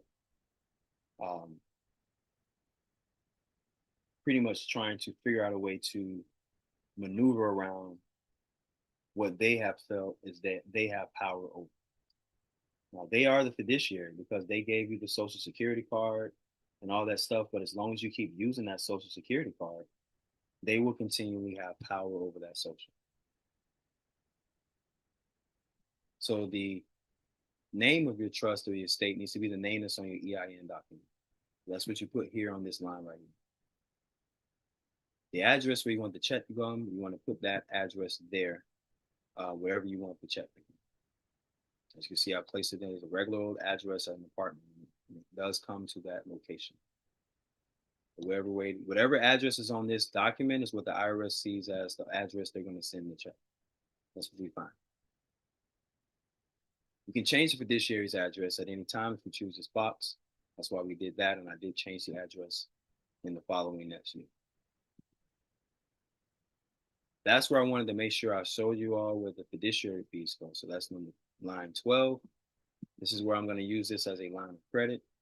So as I began to apply for business line of credit, my goal would have been to substantiate at least I would say $30,000 line of credit. That way I have a little bit more. So in case I didn't have exact, I would go for a $30,000 line of credit that year. If you scroll down, you see overpayments. They actually give you overpayments. Mine came from fuel tax credit. I was able to claim the fuel for that year as an overpayment, and they give you the overpayment here. So that is how I generated this refund from this check. So these are basic understandings and basic steps of a tax return, but these basic steps are now found on a 1041. It's very unfamiliar to people. People feel very uncomfortable because they don't really know anything about 1041. Also, you want to select simple trust because you want to make this simple. You don't want to go into the complex trust. As you know, the complex trust would be the irrevocable trust or any other trust that you don't do simple. You can also do a I don't know if you can actually do the simple irrevocable trust, but I haven't tried that out yet. So if somebody's tried it out, let me know, and we'll see if we can see if that works too. That's pretty much it. So once you finish this form right here, this is one of your examples of being able to prove and substantiate your fiduciary fees. So as you can see, they give you a negative number right here. So I'm actually owed $25,000 right here all of a sudden. My adjusted total income or loss is being able to be shown right here as a deduction. So then that deduction shows right here as the exemption and so on, to give me $300. So I ended up looking like I have a negative $25,960 that they owe. This is where this is all coming from when you start to see your numbers. And I wanted to use this as a good example for how a 1041 would show that's been filed. So this was back in 2018, and I was able to file a 2018 return that has been able to be substantiated up to this point. Let's go back to our notes. So remember, I went over and I said that all your bills, debts, and expenses of the sole proprietor are required to be filed on Form 1041 to claim fiduciary fees. The utilization of the IRS systems online to ensure that all documents and financial records are shown as under a Schedule C on tax transcripts. So this is a biggie that I wanted to go into briefly because I know this is difficult for a lot of us just to get past that IRS system. So let me go to that real quick. And let's go back to irs.gov.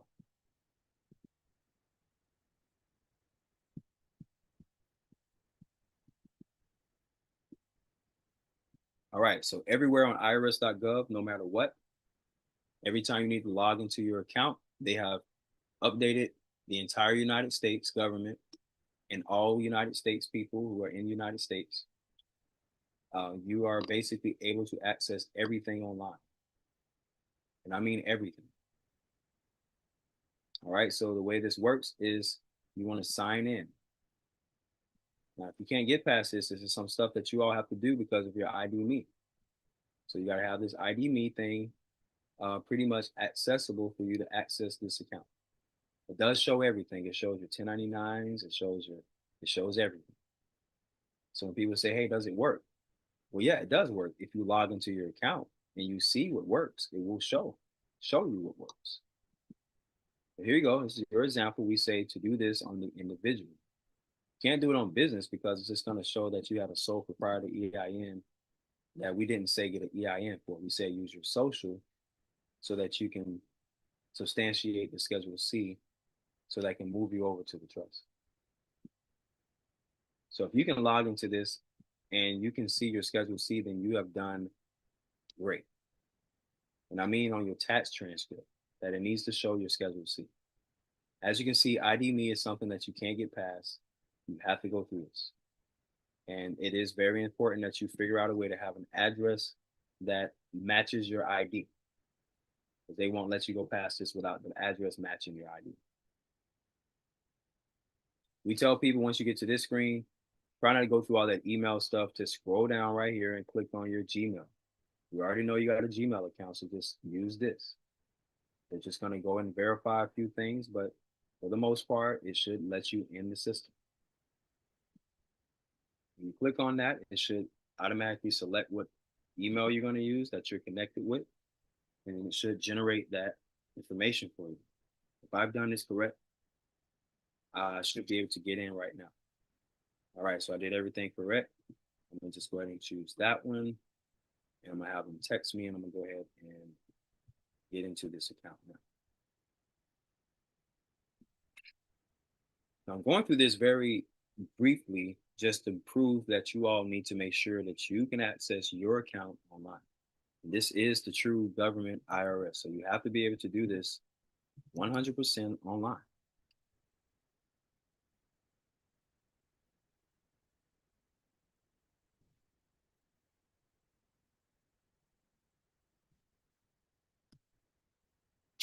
All right, so they gave me the code, and I should be able to get right into the account.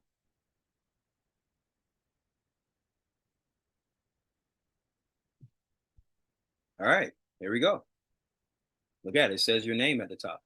It says my name, of course.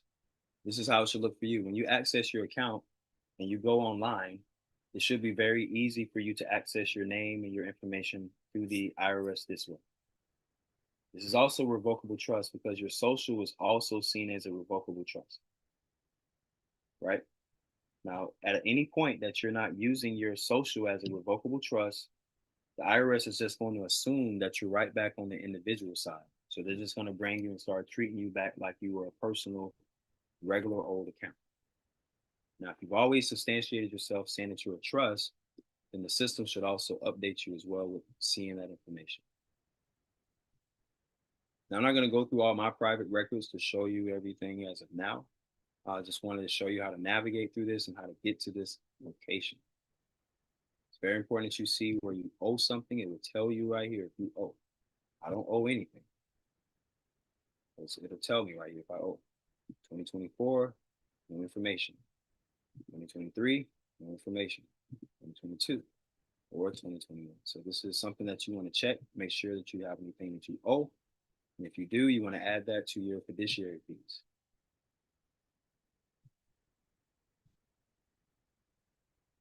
Here's your records, information with refund status. You can find out when your refund is coming. You look at all this information, it'll tell you all that. Notices and letters. It'll say if any notices were sent to you. You'll be able to print it and download it right here. I don't have any notices or letters. This is a new thing right here that I've learned about, the forms that you all have not looked into so much, but the forms are very important because if you're dealing with something that you owe the IRS, you can fill a lot of these forms out. If you have child support, any of these things, you can fill out forms. They will not take it out your child support if you actually fill out the correct forms. It's all types of things are here to help you if you use the system correctly. The one that I like famously that most people, I'm going to give you all this one free, is Form 656. You need to do this online if you owe the IRS. If you owe the IRS money and it shows that you owe, you need to fill this form out. When you get this form online, they're going to go through all the steps to show you how you get through everything, but this will be submitted and downloaded online. All right, so I want to go through this as a freebie for those who are dealing with hundreds of, I don't know how much you owe. It could be a lot. Doesn't matter how much it is. But you can do something with this form, and this will substantially break down those payments to almost very little or nothing. Another thing that I'll leave you all with is the power of attorney. You all are looking how to do that. I'm going to show you how you're supposed to be able to do your power of attorneys online now, so you can do a power of attorney online. Very important that you see this. We're going to go through both ways. We actually help you fax it in, and we want you to also take that same information and we want you to do it online. The power of attorney should show up right here, because if it does show, I mean, if you did that, and it'll show up right here that you gave somebody power of attorney. But if nobody's has power of attorney over your account, you're not going to see anything. So that's good. Some of us may not even know what's going on. So you need to find out what's going on in your account. If somebody has power of attorney, you don't know who this is, be sure to get rid of these people as soon as possible. They will sit right here on your account and have access to your stuff. So just navigating, showing you all how this looks. And the last part that I'll show you where you get to the transcripts will be right here. Review your tax records.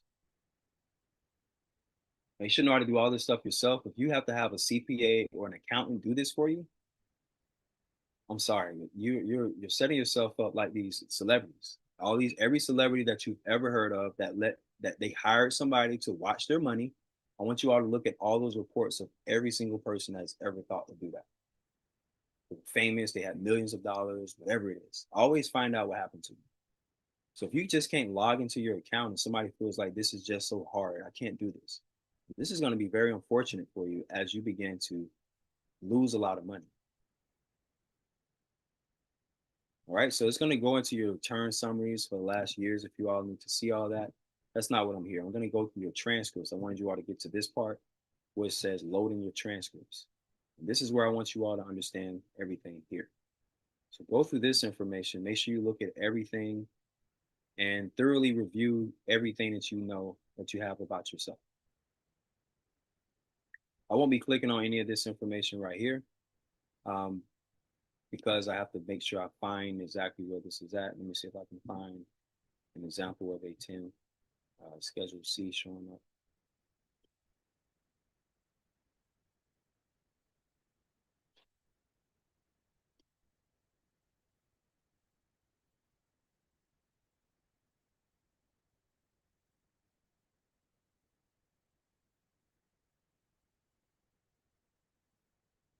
All right, so here we go. I found the Schedule C.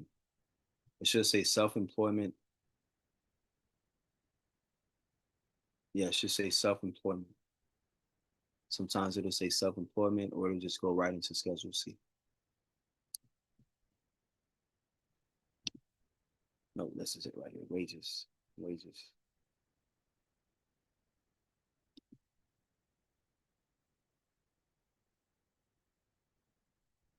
Nope, it's not on the wages. It's on the record of account. Record of account.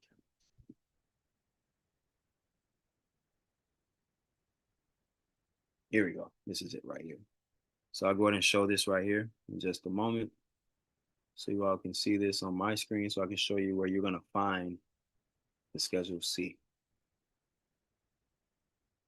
This is it right here. Schedule C, profit or loss. Occurrence number 1. There's nothing on the screen. Yeah, I'm going to show it up in just a moment. I just want to make sure I found it before I got it to the screen. Here we go. So this is it. This is what it should show. See, it says Schedule C, profit or loss for business. This needs to show up on your tax transcript. This is what I was talking about. You got your NAIC number right here. Look at that. North American Industry Classification System, the NAICS system. Should have your number and your code right here. Your social security number should show that you have the Schedule C connected to the social. We didn't say do the Schedule C for the EINs. But for some reason, people still have the Schedule C on the EINs. You see the accounting method is cash because I'm doing all the cash that came out, comes back in. That's what I'm saying. So I'm going to just show this for this to kind of prove to you all I was supposed to look for your name and for your information. You need to make sure that it shows the Schedule C on your tax transcripts. So that's this answer right here as I close from these notes right here. If you all see this, is an example of what it needs to look. As you also can see, I added up all my expenses. Where I was talking about all the expenses and all the debts. All that stuff is together.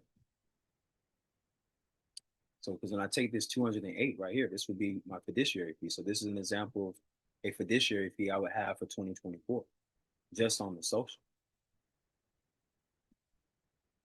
All right, so this is important that we see this, where the money's coming from is because you're coming with the money for your line of credit. You're going to use your line of credit as a way of getting access to more money. So you say you need like right now, I'll say I need a 208. Now let's say I need $215,000 line of credit. That's what I'll tell them. But that'll be my goal right now, grabbing the $215,000 line of credit.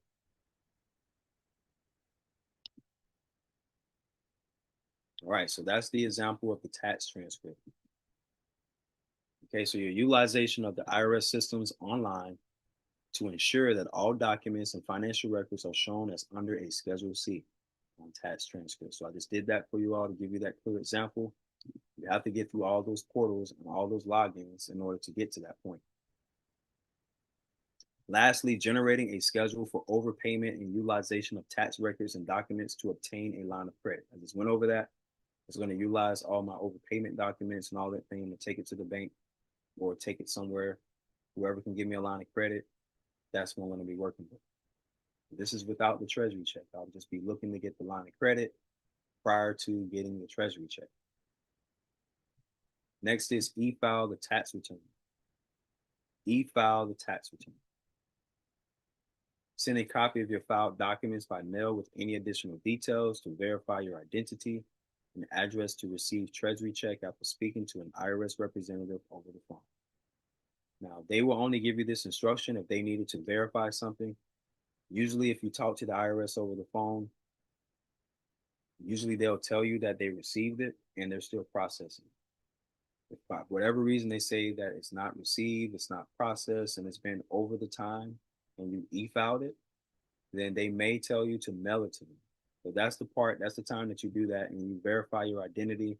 They may send you a paper that says to identify yourself as the fiduciary and all those different questions. So that concludes everything we have for our notes today. I wanted to make sure we saw the required forms that you have to have in order to get through this entire e-file system. I'll be going through two more things today, and I'll close us out for today, and that'll be the 8453 FE and also your beneficiary letter. We went over the Form 56 earlier today. We went over the 1041, and we also talked about the 1040 briefly as well, the Schedule C. Now is the 8453 FE. You also need your beneficiary letter, so it can prove that you are the beneficiary, that the Treasury is going to give you the benefits.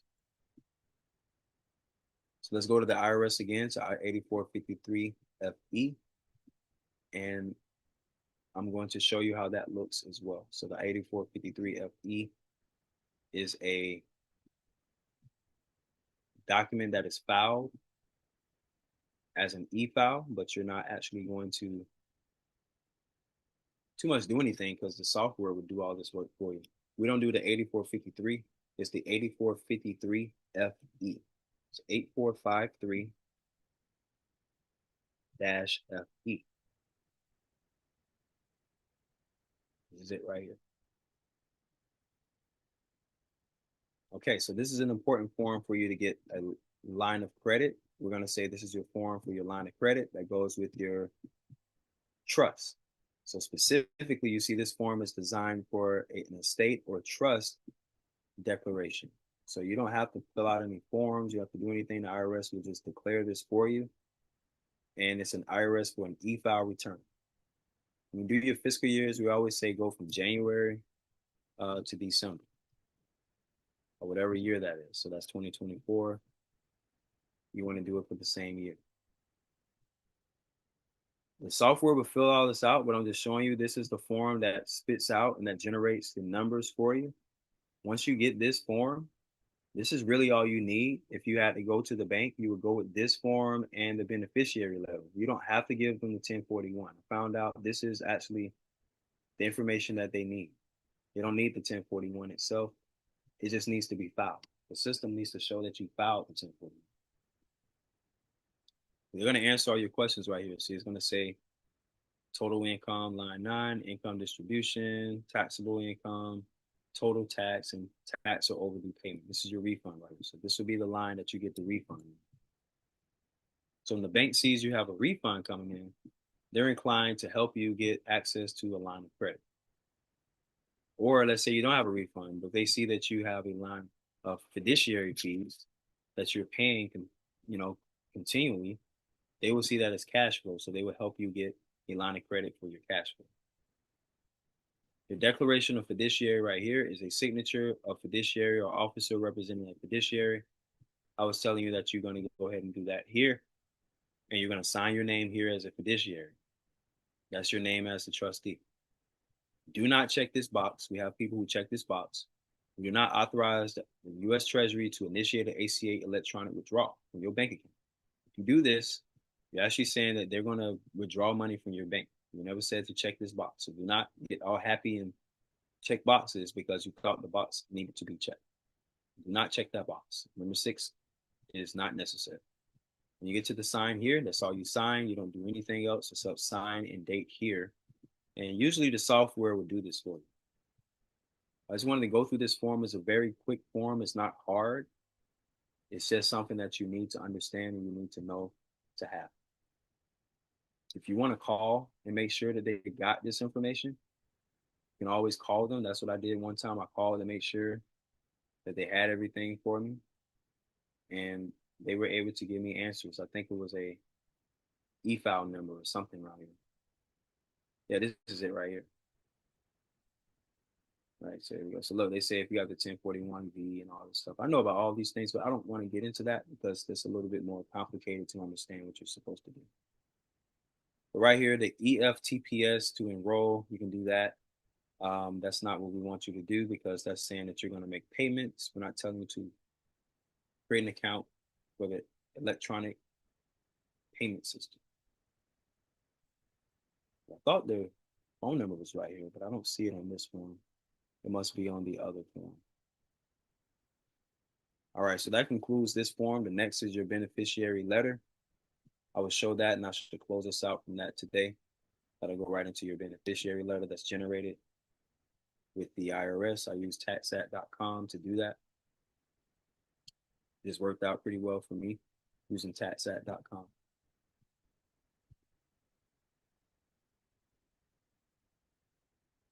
All right, beneficiary letter.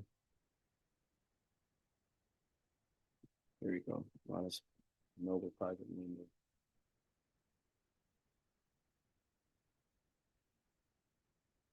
Okay, so do this one.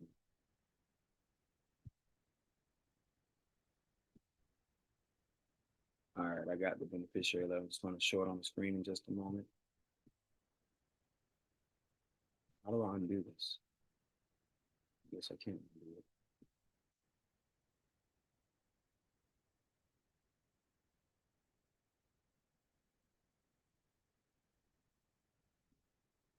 Oh, I can't do anything. Not gonna let me do it. It just says strike through. I don't want it to strike through. All right, I'll just show it like this. There we go.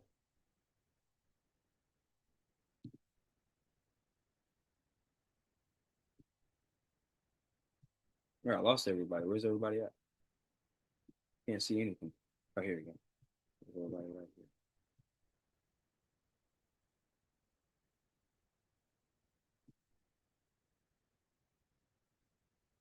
Is it showing? There we go. Beneficiary letter right here. All right, so this is an example how you get your beneficiary letter. TaxAct does generate it for you. If you use the TaxAct software and you pay for it, it will help you create your beneficiary letter.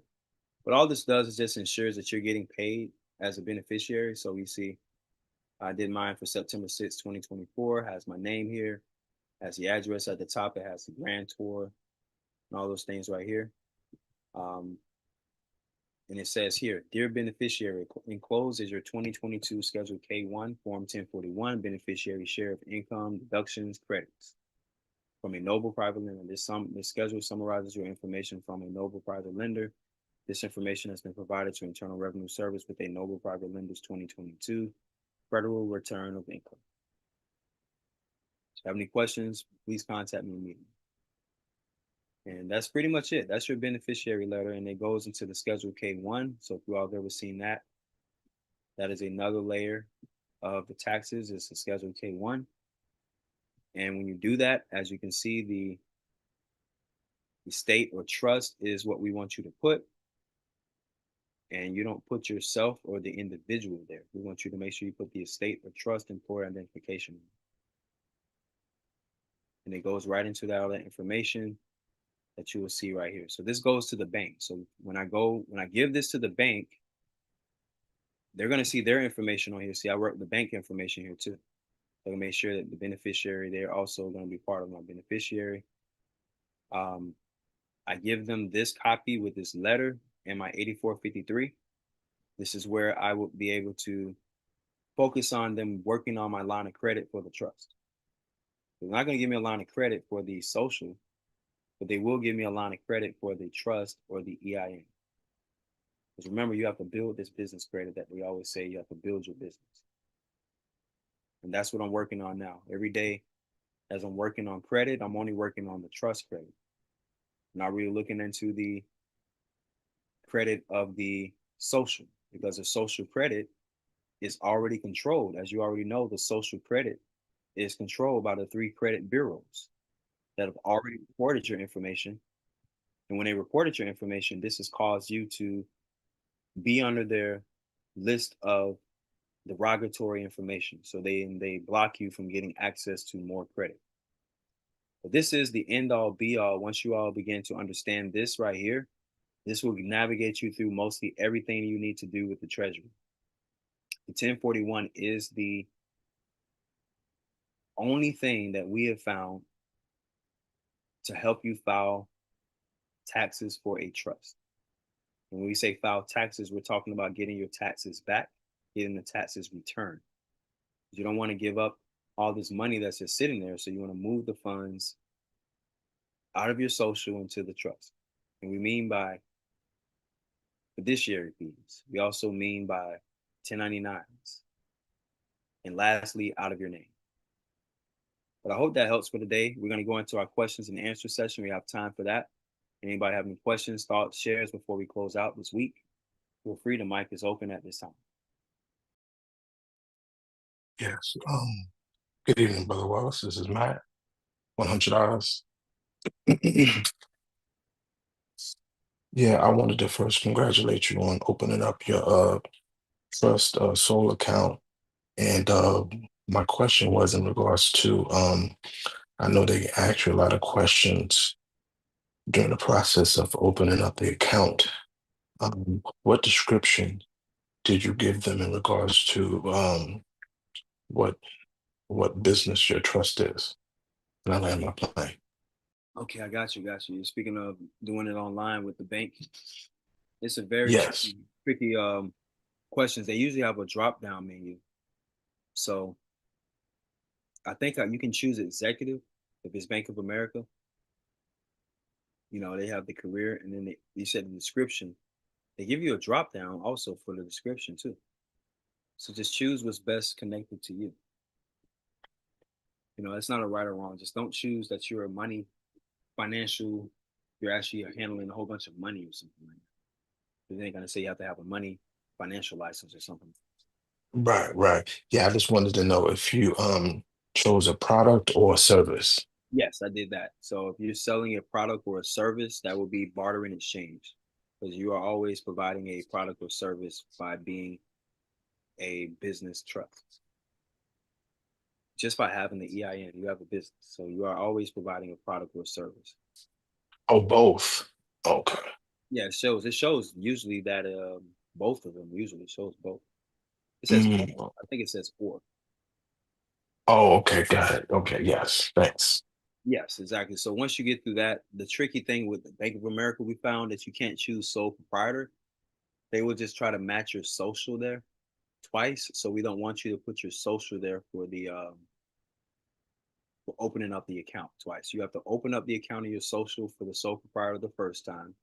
The second time, you're going to use your trust EIN, and you want to open up the account with the trust EIN. And it needs to be usually, some banks, they'll have it under sole proprietor anyway with the EIN, or some banks, they'll call it a unincorporated association because it's an unincorporated business. So those are your only answers if you all are trying to go through those questions and answers online. It is tricky. If you're not, able to get through one or two of those questions, they may just say that, unfortunately, we can't approve your application online. Please come into the bank. And we'll work on how we can get more approvals online so that you all don't have to worry about going in person to the bank. All right. Any other questions or any other things that we have for today?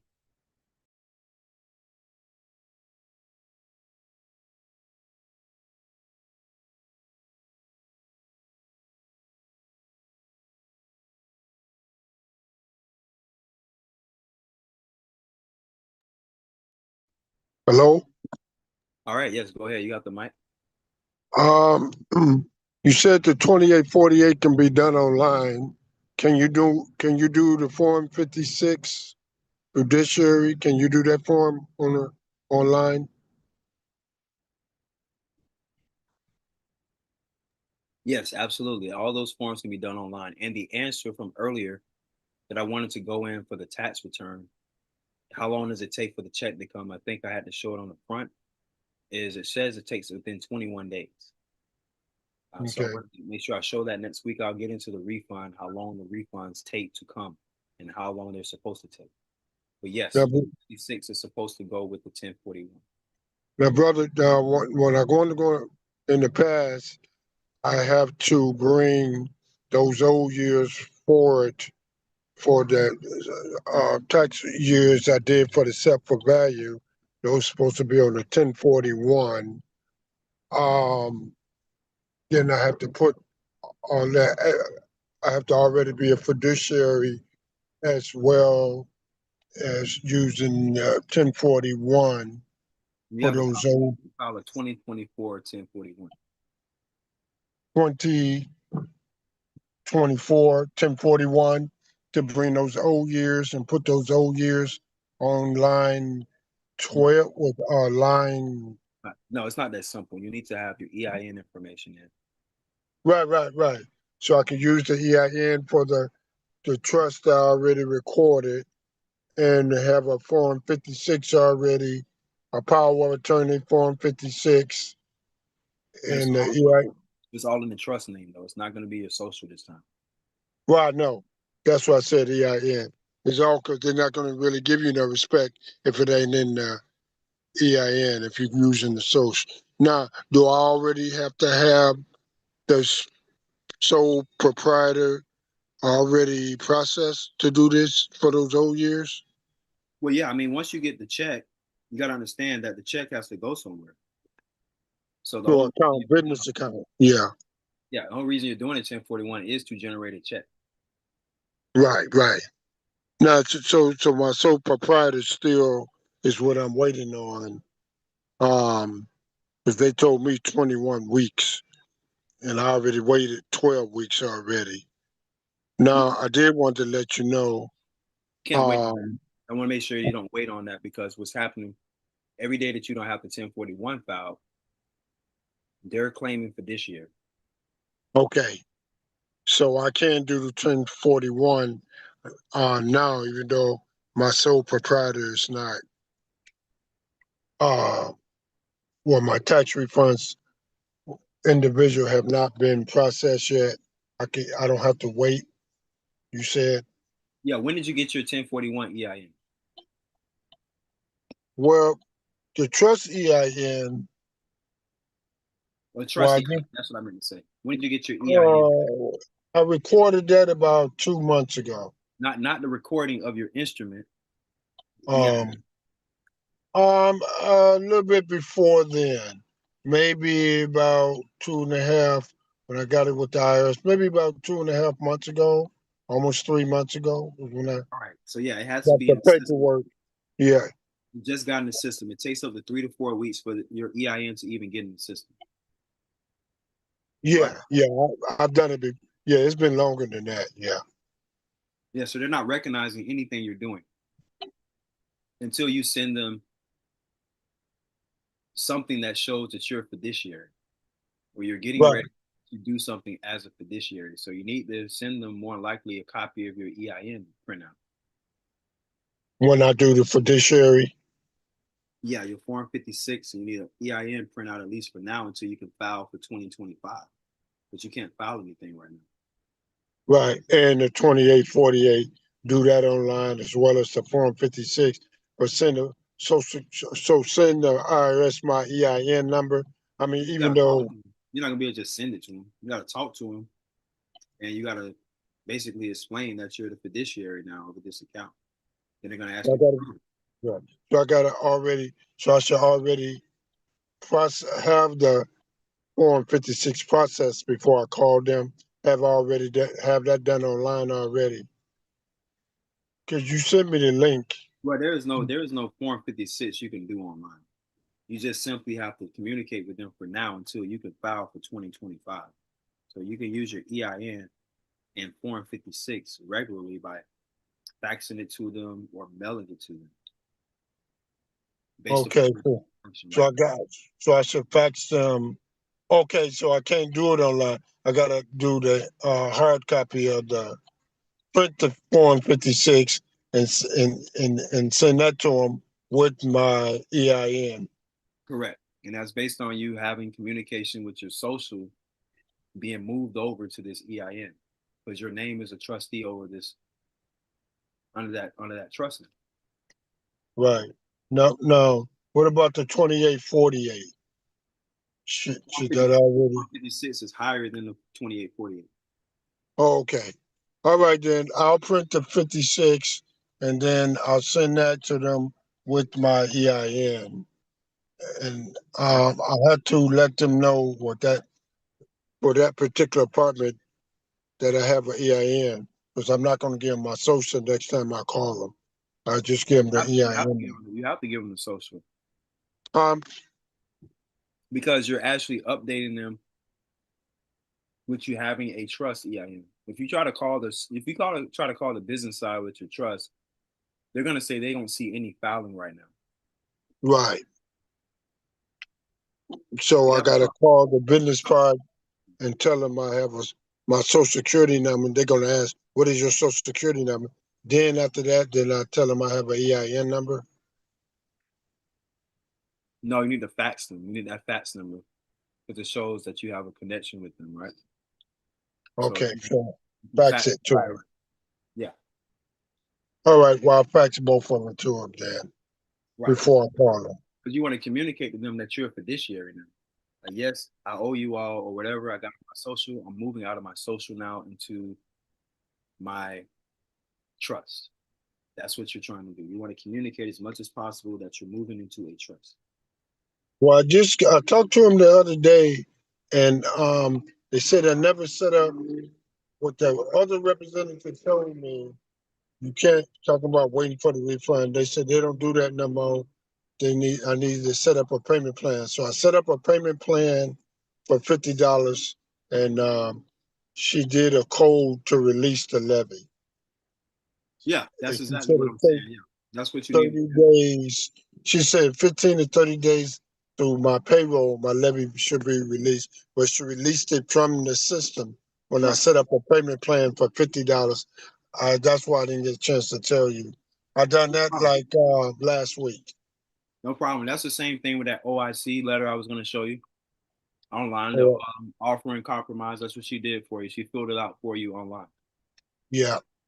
Yeah. And then now the levy's released, but it still has to be hit the payroll, post office payroll. And within, she said it should be probably before August the 2nd. But if she used the code, she said it's released on her end. I told her to send me the paperwork saying what we talked about. So I'm waiting for the paperwork saying that the levy has been released. Because, they got like 6 payments from me already. And I'm sure in them some of them years that was a lower balance, I think I already paid a couple of those years already for the money that coming out my payroll already. Because the Treasury sent me a check. No, the Treasury sent me some paperwork saying you have a levy, but I already knew all that, and which are coming from accounting. But I done made some payments already, at least 6 weeks worth. Right. So yeah, let's say that they're seizing the check or they're doing a lien on the check or something, right? That's your payroll check, right? The payroll check that I have to get the paperwork from the IRS through the mail and send it to accounting at the payroll. There you The go. payroll. That's all you need. You don't even need to you just need to talk to somebody on the phone and then get them to help get that for you as soon as possible to give it to payroll. Because if it's already done, the IRS is pretty much done their work. You just have to give information to the other parties. Yeah, I had to still set up a payment agreement for $50 a month. No problem. But now the other employers and people don't need to block your funds anymore. Well, I just don't want to get gun. It's a couple companies been sending me letters, and that's when I was listening to you early. I don't want them to try to go do no garnishment. That's why, as long as they're using my social security number, they're going to do a garnishment. Correct. That is correct. You're right.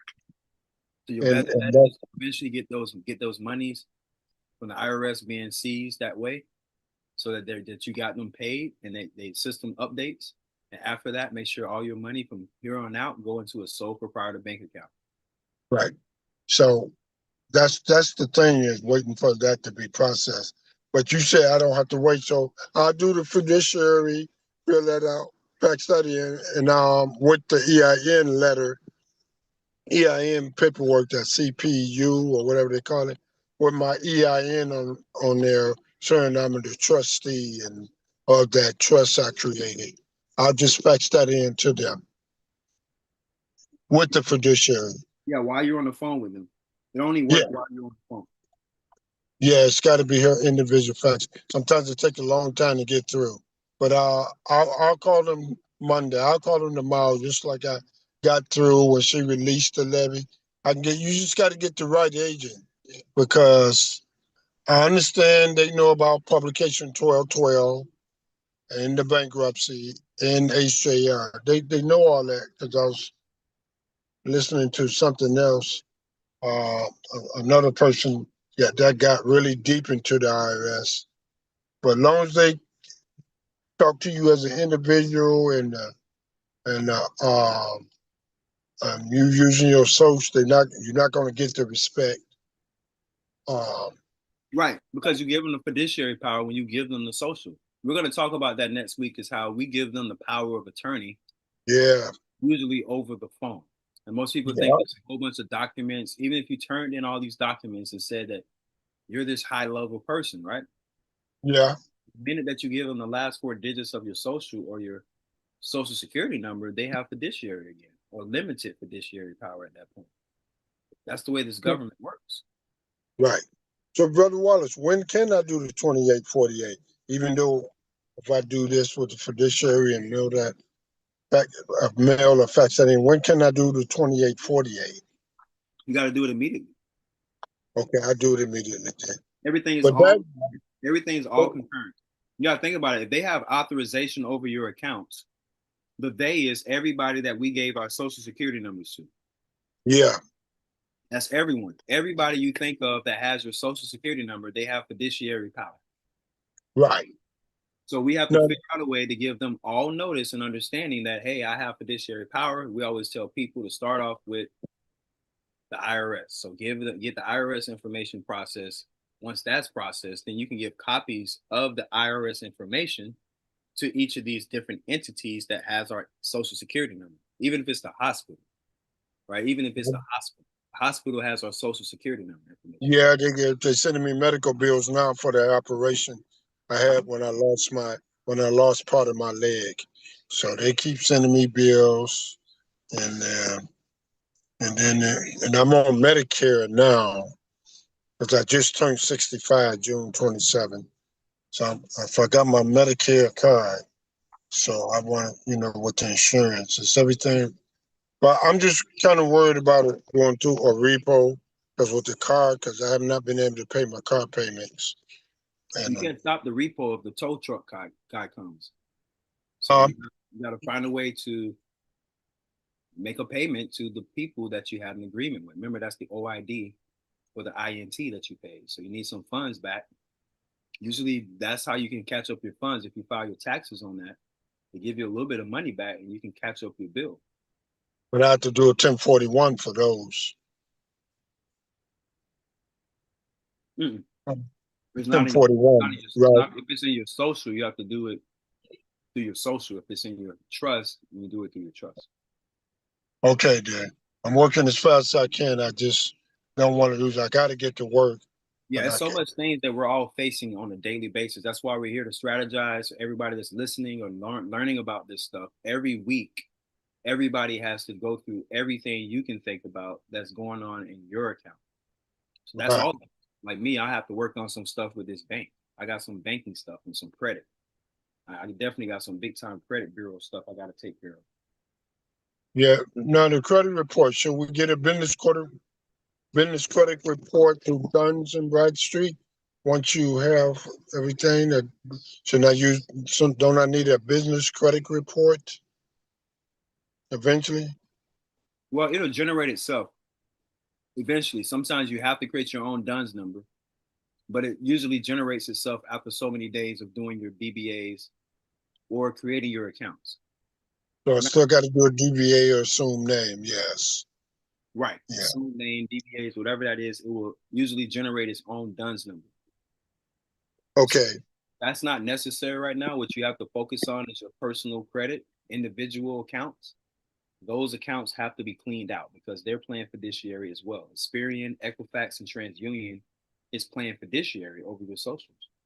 Yeah, they are. Because there is some. Yeah, they are. Because there is some stuff on my credit report that's not supposed to be on there. I got my TransUnion. I'm trying to get the other two now. But there's definitely some stuff that's not supposed to be on there. Exactly. Any inaccuracies is against the law because it is basically saying that it's false and misleading information about you. Yeah. I The mean, other I thing did it. I'll start with is this employer. Make sure your employer shows up on there as your trust. You know, so And you saying I can't do a UCC one now until I get the judicial, till I get the other stuff done. well, you don't have anything to file on the UCC. You need your tax return. Unless you, well, what about the tax returns? That's your UCC. It's a financing statement, right? Right. Yeah. Yeah. Where's your financing statements at? It's your tax returns. Oh, See, I understand. We're going to keep it so simple that it shouldn't be hard. We got to teach people. It should be so easy. You can teach the children. So yeah. I want to be like that. Yeah. I can teach my children all this master promissory note bonding paper with all this stuff. Like my children cannot do any of those steps, but I can show them how to do their tax return and put their taxes with their UCC. Oh, you can put the taxes with the UCC.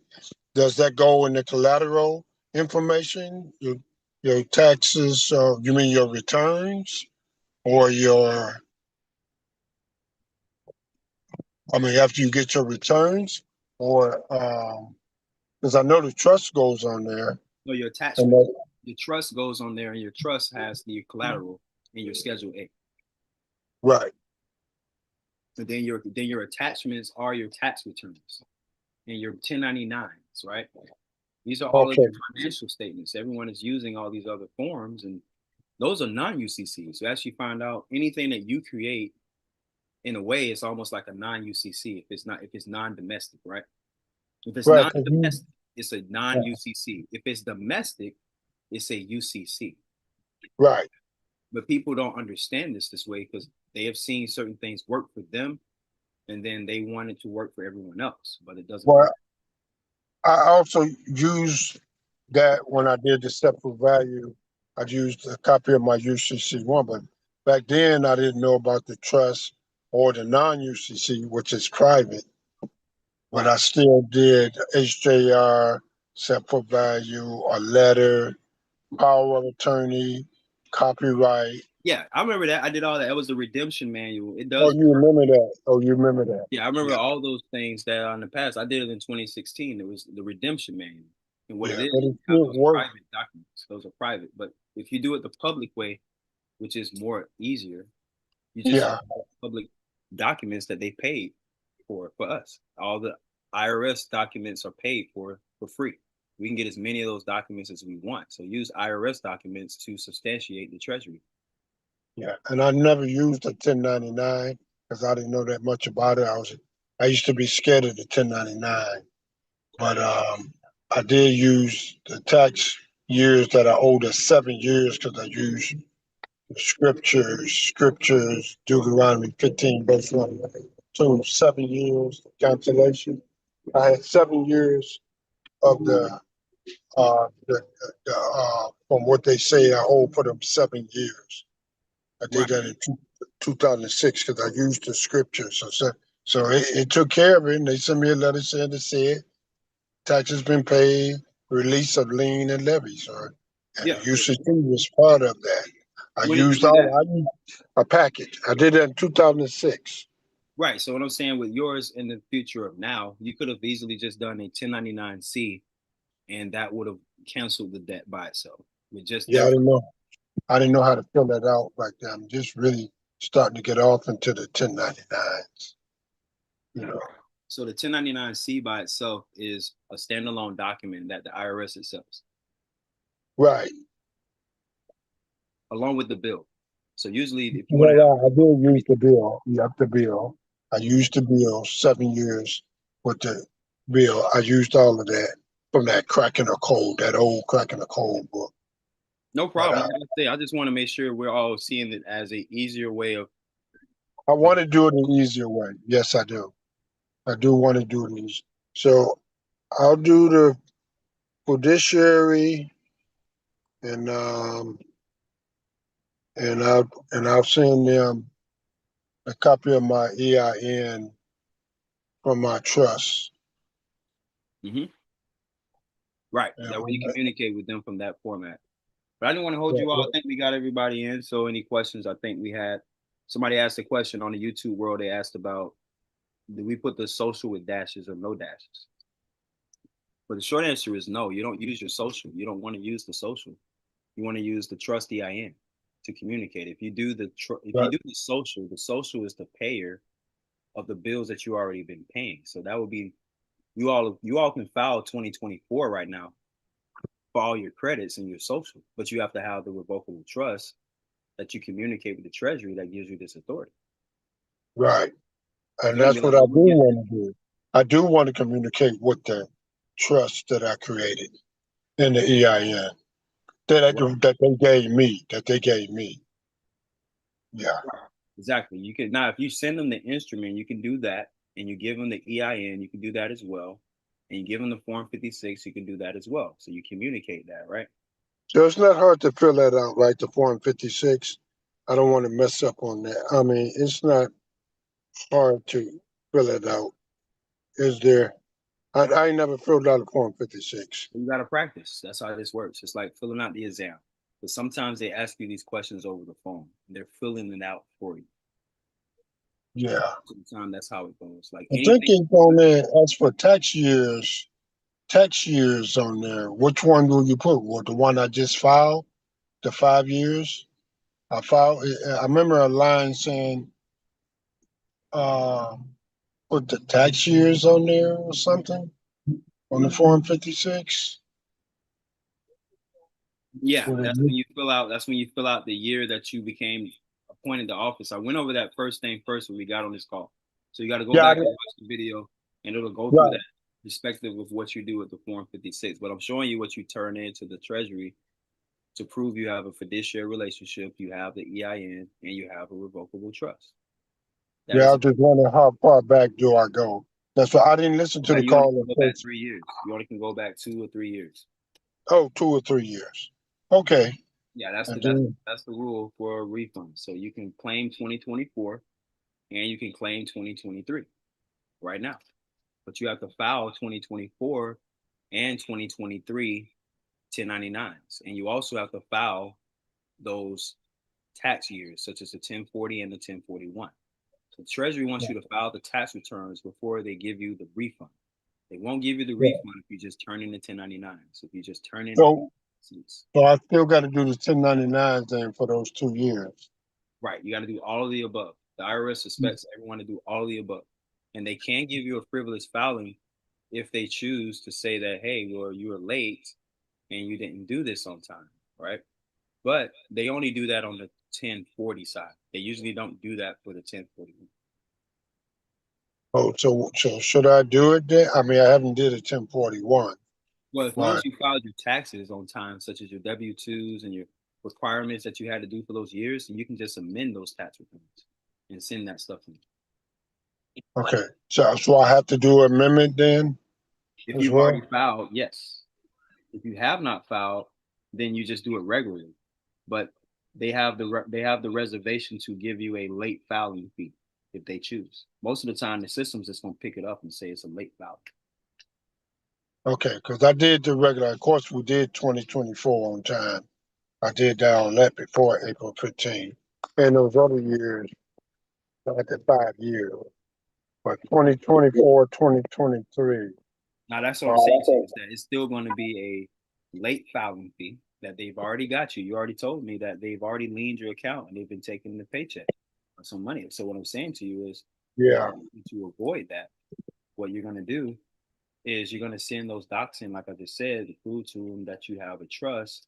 You change your personal account that you have into a revocable trust. That's the only remedy to that until you can get out of that. Well, they levied me for the old years. I was levied for the old years, going all the way back to 2003, Right. 2017. Those were late years. Because you filed all those tax returns on time now. So since you caught yourself up, they found some other stuff so they can find a way to get money out of those other years that you didn't do. Yeah, they said something about federal employee being postal. They had to do it.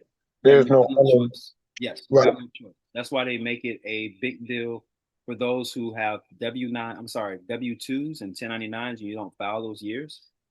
Yeah. You just sit there and wait till you need some money, and then they hit you with all those years you didn't file those W-2s or 1099s. Yeah, back then. Now, my brother Wallace on my job, can I have it so they don't take out, they take out a lot of taxes. Yeah, you can file it. It's called your W-4. You just didn't fill it out right, so we can update your W-4 too. But right now, they already got it, so you got to update everything. That's what we're going to tell you. I So, mean, can I file exempt? well, you can't technically say you're exempt. I don't know unless you give a substantiated reason. But yeah, you don't have to have them I taken. mean, well, one of them, when I looked on there, I seen on the W-9, it says you could put your EIN. It had sole proprietor on there too, but on the Right. W-9, it That's said what you you could needed to put do. your EIN. Huh? You needed to go ahead and put your. This is a W-4, so you need to fill out your W-4 as if you're a sole proprietor. That's your problem. So you're actually supposed to get only. You're not supposed to take taxes out your paycheck if you're a sole proprietor. Then that Yeah, I would. know. That's the thing that I didn't got processed yet. Is the sole proprietor to use my social? That's what's taking a long time. So I can't use the EIN number for the trust that I created. Right. You got to use your sole proprietor, and you have to use your trust EIN. You got to use both. Or you can use both. Both lines can be filled out. Yeah. Okay. I think I seen that on your 2018. I seen your EIN and your social. Correct. But we're gonna close out. We're at 9. I didn't want to hold everyone too much longer, but I thank y'all for y'all continual discourse and talking in these talking points because you're not going to be able to talk about this information on a real time scale. Yeah, I know. So many layers of people having different issues. It could be someone, grandma, who have money locked up in her social security. She don't know how to access her social security. It could be any of these things, and these are the same answers. You got to have the log on, and you got to have your tax returns. That's what they Mhm. want. They want you to file your Well, taxes. one more quick question, Brother Ross. I'm about to get off anyway. My phone needs to be charged.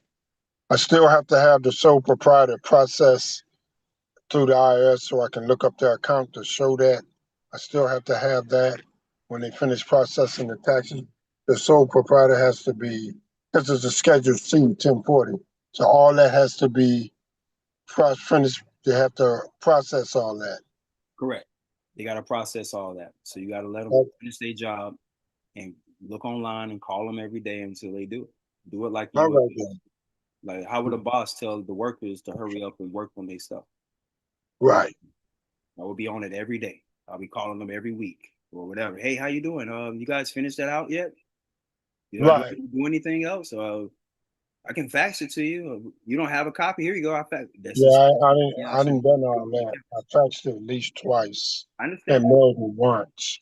Yeah, so they got the filing because the lady told me last week they gave me the payment agreement. She said, I'm looking at your filings now. You just gotta wait. But they added some more weeks, I think 21 weeks now. Well, I understand. I'm just telling you, you got to be on it, and that's the only way that it looks on your account. Because remember, on the IRS.gov, it looks like it says that you have to file it. You have to log into your account, right? Right, right. All right then, Brother Wallace. Thanks for your time. Oh, no worries. All the time, you all just keep on moving forward. Keep doing what you have to do, and all this will work out. That's why we're here. So All I'll go right. through this last thing and let you go. And Okay. wanted to go through this one thing to show you all about the 3 credit bureau thing real quick. Okay. Um, Then. and this is where I'm going to show this part right here.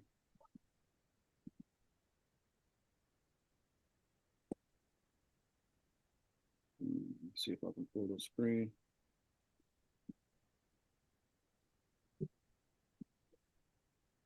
Let me do it. Here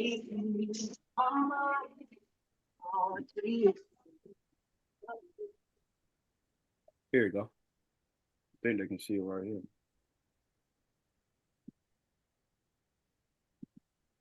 Nope, that's not it. They're not letting you all see it.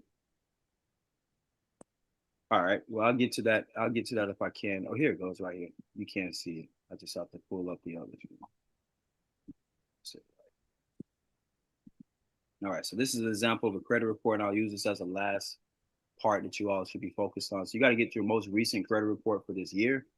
Get the official one that you can go through everything. You got to pay for it. They got subscriptions and all this stuff. You're going to use this as your evidence. This is your evidence that if anything does not match your legal name, this information is not correct. So as you can see on mine, a lot of this information is not correct on my credit report. So that's what I plan on doing. I plan on going through each and every one of these credit reports and going and giving them the update of the revocable living trust. As you can see, we talk about the employer. The employer. That was the nastiest fried rice I ever had in my life, and spring rolls. I threw all that mess in the trash. I'm quite sure. But this right here is the last part is your employers. I wanted to show you all right here. So we want you all to start looking and seeing your employers show up on your credit report. So that's the part that I see they haven't updated mine. They kept showing the LLC from years ago, but I wanted them to show. Look at this right here. They finally are updating my Equifax. I didn't even know that. But they spelled it wrong. They put university technician. So I see that you all can put the trust as an employer. So a lot of us need to start thinking about working for the trust, and it needs to be showing on our credit report if you are going to keep this individual side going, right? It needs to show on the credit report that you're working for the trust. So you'll see next time I finish this credit report, I'm going to go into this layer 2 to show you all how you want to make sure your employers on your credit report are not showing other places outside your household first. We're going to say that. So it needs to make sure you're your first employer, and then you have other employers that are listed as well. I think they have more. They just have this one listed right here, but they may list multiple ones as you see this list growing.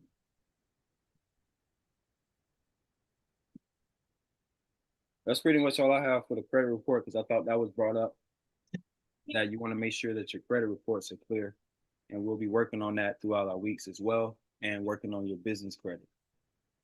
But outside of that, you all, thank you for your time. Our focus mainly is the estates and trusts. We don't want you all to get bogged down in credit or LLCs, because really the trust and the estates are the fastest ways you all can get access to your checks and be able to protect your funds inside a trust or sole proprietor bank account. Thank you. Yeah.